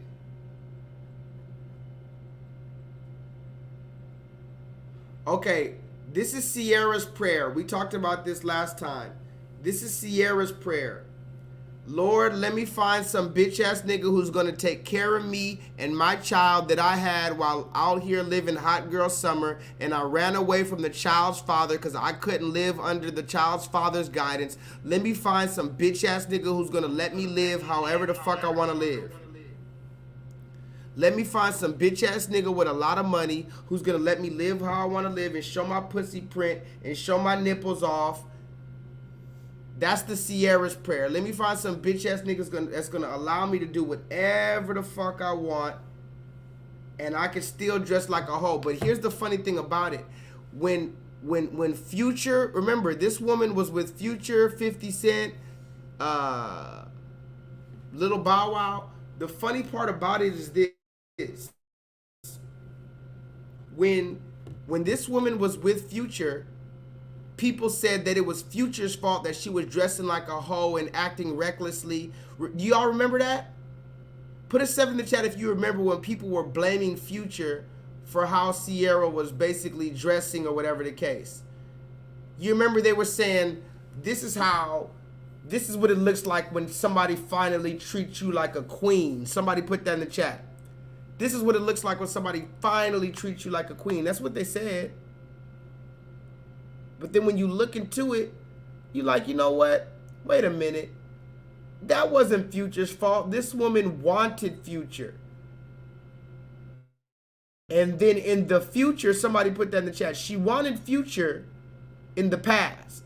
But in her future, she wants a Russell Wilson. She wanted Future in the past. But now in her future, she wants a Russell Wilson, some nigga that's gonna stand there and let her dress however she wants. Look at this. This is empowering. Remember, this is a real man, gentlemen. A real man is gonna let his woman be comfortable in her skin. A real man is gonna take her child from Pookie and Ray Ray and raise it at his own. This is what they'll tell you. This is what I'm trying to get you to break out of getting. Don't give a fuck what people expect from you. People expect you to be a fucking bullshit ass nigga. I want you to be great, black man. It is what it is. Until the next time I see you, holla at your motherfucking boy. Let me read some comments.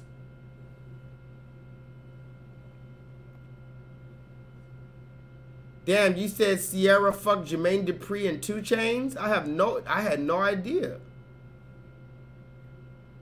Everybody said Russell Wilson has to be embarrassed.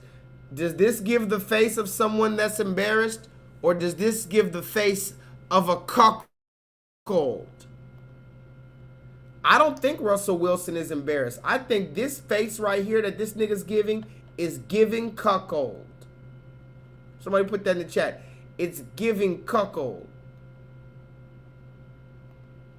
This is the type of face, yeah, fuck my wife in front of me and I'll clean it up.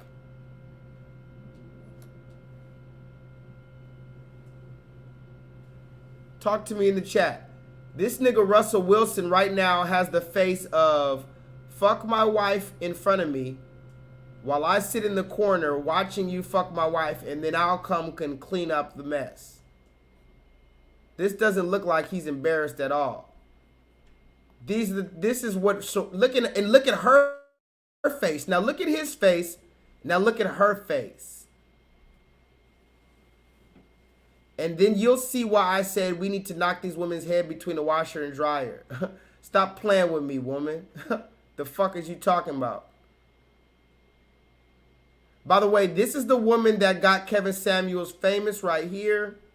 She said, I'm about a 6 or a 5.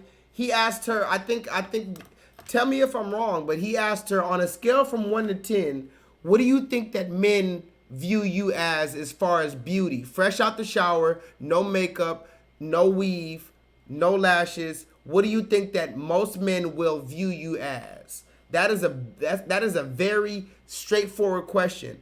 I believe this woman says she's a 6. I think she was honest with herself, and she said, I'm about a 6. Did y'all ever see the average at best video from Kevin Samuels? What did this woman initially rate herself? If I'm not mistaken, she was very fair. She was like, now mind you, she was only fair with her ranking of herself. She wasn't fair with her expectations from a man, because she got Kevin Samuels famous because she says she wants a man who makes 6 figures. If you don't know what 6 figures is, that means a man that makes $100,000 a year, which is in the top 3 percentile of all people. Oh yeah, so she did say she was a 6. So this woman was honest. She said, okay, when I take my eyelashes off, take my eyebrows off, I take this weave off my head, I'm about a 6. Fair enough, right? But she said, I'm a 6, but I want a nigga that makes $100,000 a year, which is the top 3% of men, and he needs to be this, that, and the third. So this is why Kevin Samuels got famous, because he said, ma'am, you said yourself you're average at best. You're average at best. If you're talking about 1 from 10 and you're 6, that's average or average at best. Slightly above average at best. That's all he said. Just so you know, this woman right here, she admitted that she was average. He didn't even call her average. Now, the truth of the matter is, let me ask you guys a question. What do you guys give this woman in the chat? Hold on. I'm going to give you guys 70 seconds to put this in the chat before I get out of here. Hold on.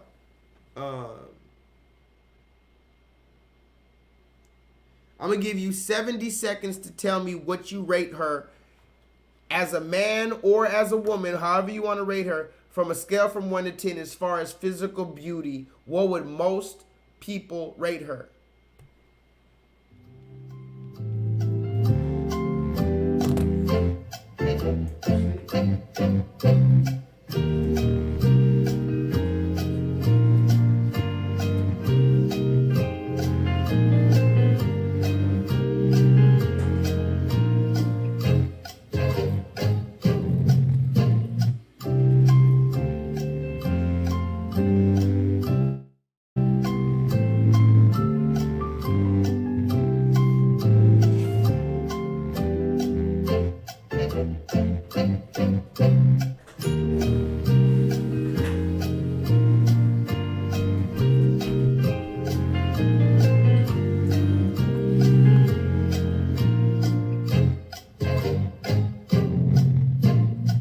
Okay, so I gave you guys 70 seconds. I asked you on a scale from 1 to 10, what would most men rate this woman as far as her desirability, just in the face, without her weave on, without those eyelashes, without that hair, without that lip gloss. Solo Dolo says 6. But wait. How do you go from 6 to 4? Wait. Oh no, he was saying that Kevin Samuels was asking her and she called herself a 6. So just so you know, this woman called herself a 6. Solo calls her 4. Al Reed says a 4 and then says, you know what, on second thought, 5. Now remember, this is a picture with her makeup on, with her hair head on, with the eyelashes on. So take all that off. What would most men call her? And this isn't to be disrespectful, but it's the same thing that women do to men, right? They say, oh, he's handsome or he's not. So I just need you to remember that's why Kevin was famous. That's what was going on. But, you know, it is what it is. Until the next time I see you, I got to get out of here, man. 3 hours. I don't want to take your time. Have a good night. and have a good rest of your week. I wish I could talk to you more, but it's already a little late. We'll holler at each other next time. If not, it was still a beautiful time to be alive. But if we do get to see each other next time, we'll talk about some more stuff. Like, for instance, we could talk more about Ice Spice and her, you know, and the effect on the youth. But that's just the same old conversation. That's the same old conversation from way back when, right? So until the next time I see you guys, thank you guys for joining me. Please vibrate higher. Zagazow, ziggazow, zagazow, anyhow, bad man now, zagazow, ziggazow, zagazow, anyhow, be the man of my day now, zagazow, ziggazow, zagazow, Neptune make #1 tune now, zagazow, ziggazow, zaga, yeah, zagazow, sim simmer, be the man of the girls, them sugar, sim simmer, the girls, them world class lover, sim simmer, the girls, them need this nigga, sim simmer, well me love them shape and figure, sim simmer, yeah, the man them with the girl admire, sim simmer, love the girl that make them ball out for jaja, sim simmer, and me got the girls, them power, sim simmer, you be cool and my ass sing my dear man. Zaga, zaga, zaga. Wow, wow. If I could be your girl. Zaga, zaga, zaga, zaga. If I could be your girl. Excuse me, baby, but I will just have to tell you this. It's been a while since I done my in your tenderness.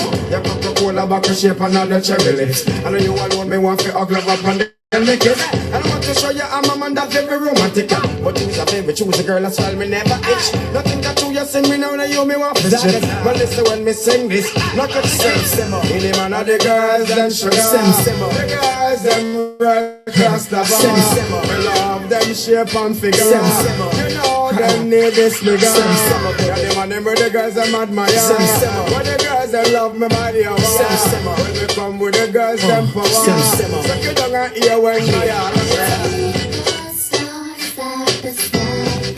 Me Zaga if I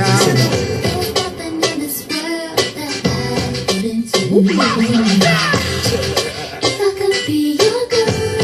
Zaga Zaga. If I could be your girl. Let's sing yeah.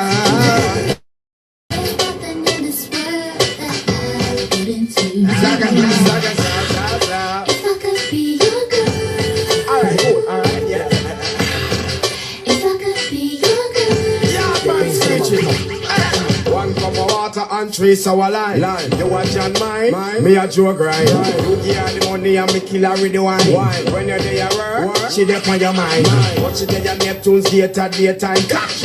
When I write me and I call me and I tell me that my brother Richie Poe just hit the jackpot. But to the fashion and the ways and the style they got. Me the man of the girls, them sugar. The girls, them world class lover. The girls, them need this nigga. Me love them shape and figure. Love the girl, them buy that hour.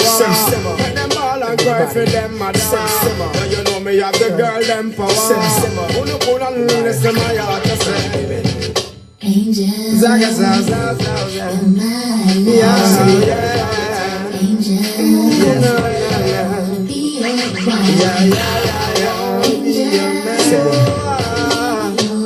Zaga, Zaga, Zaga. Angel, yeah. So what you say? I will do this. Zaga, Zaga, Zaga. Yeah. If I could be your girl. If I could be your girl. Yeah, man, yo.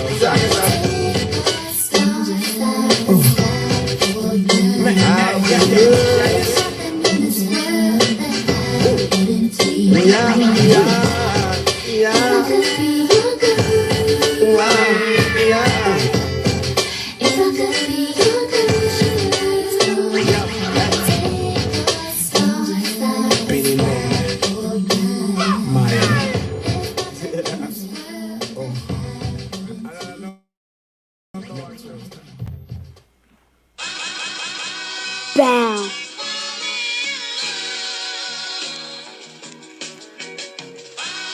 Bow.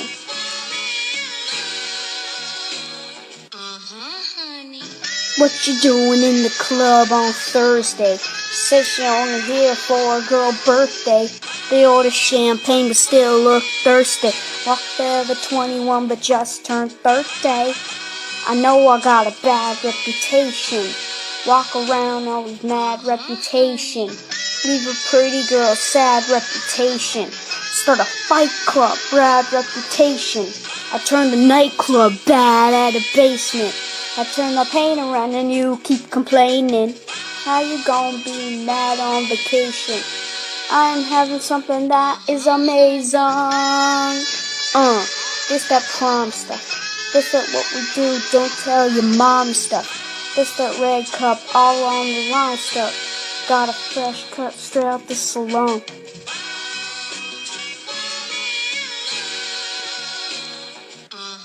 Honey.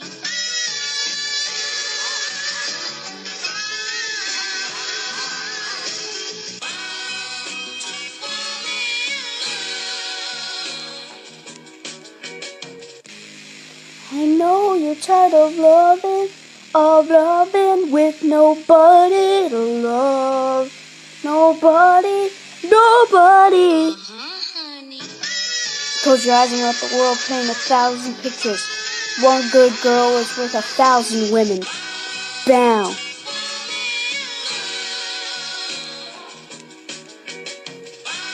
Bow.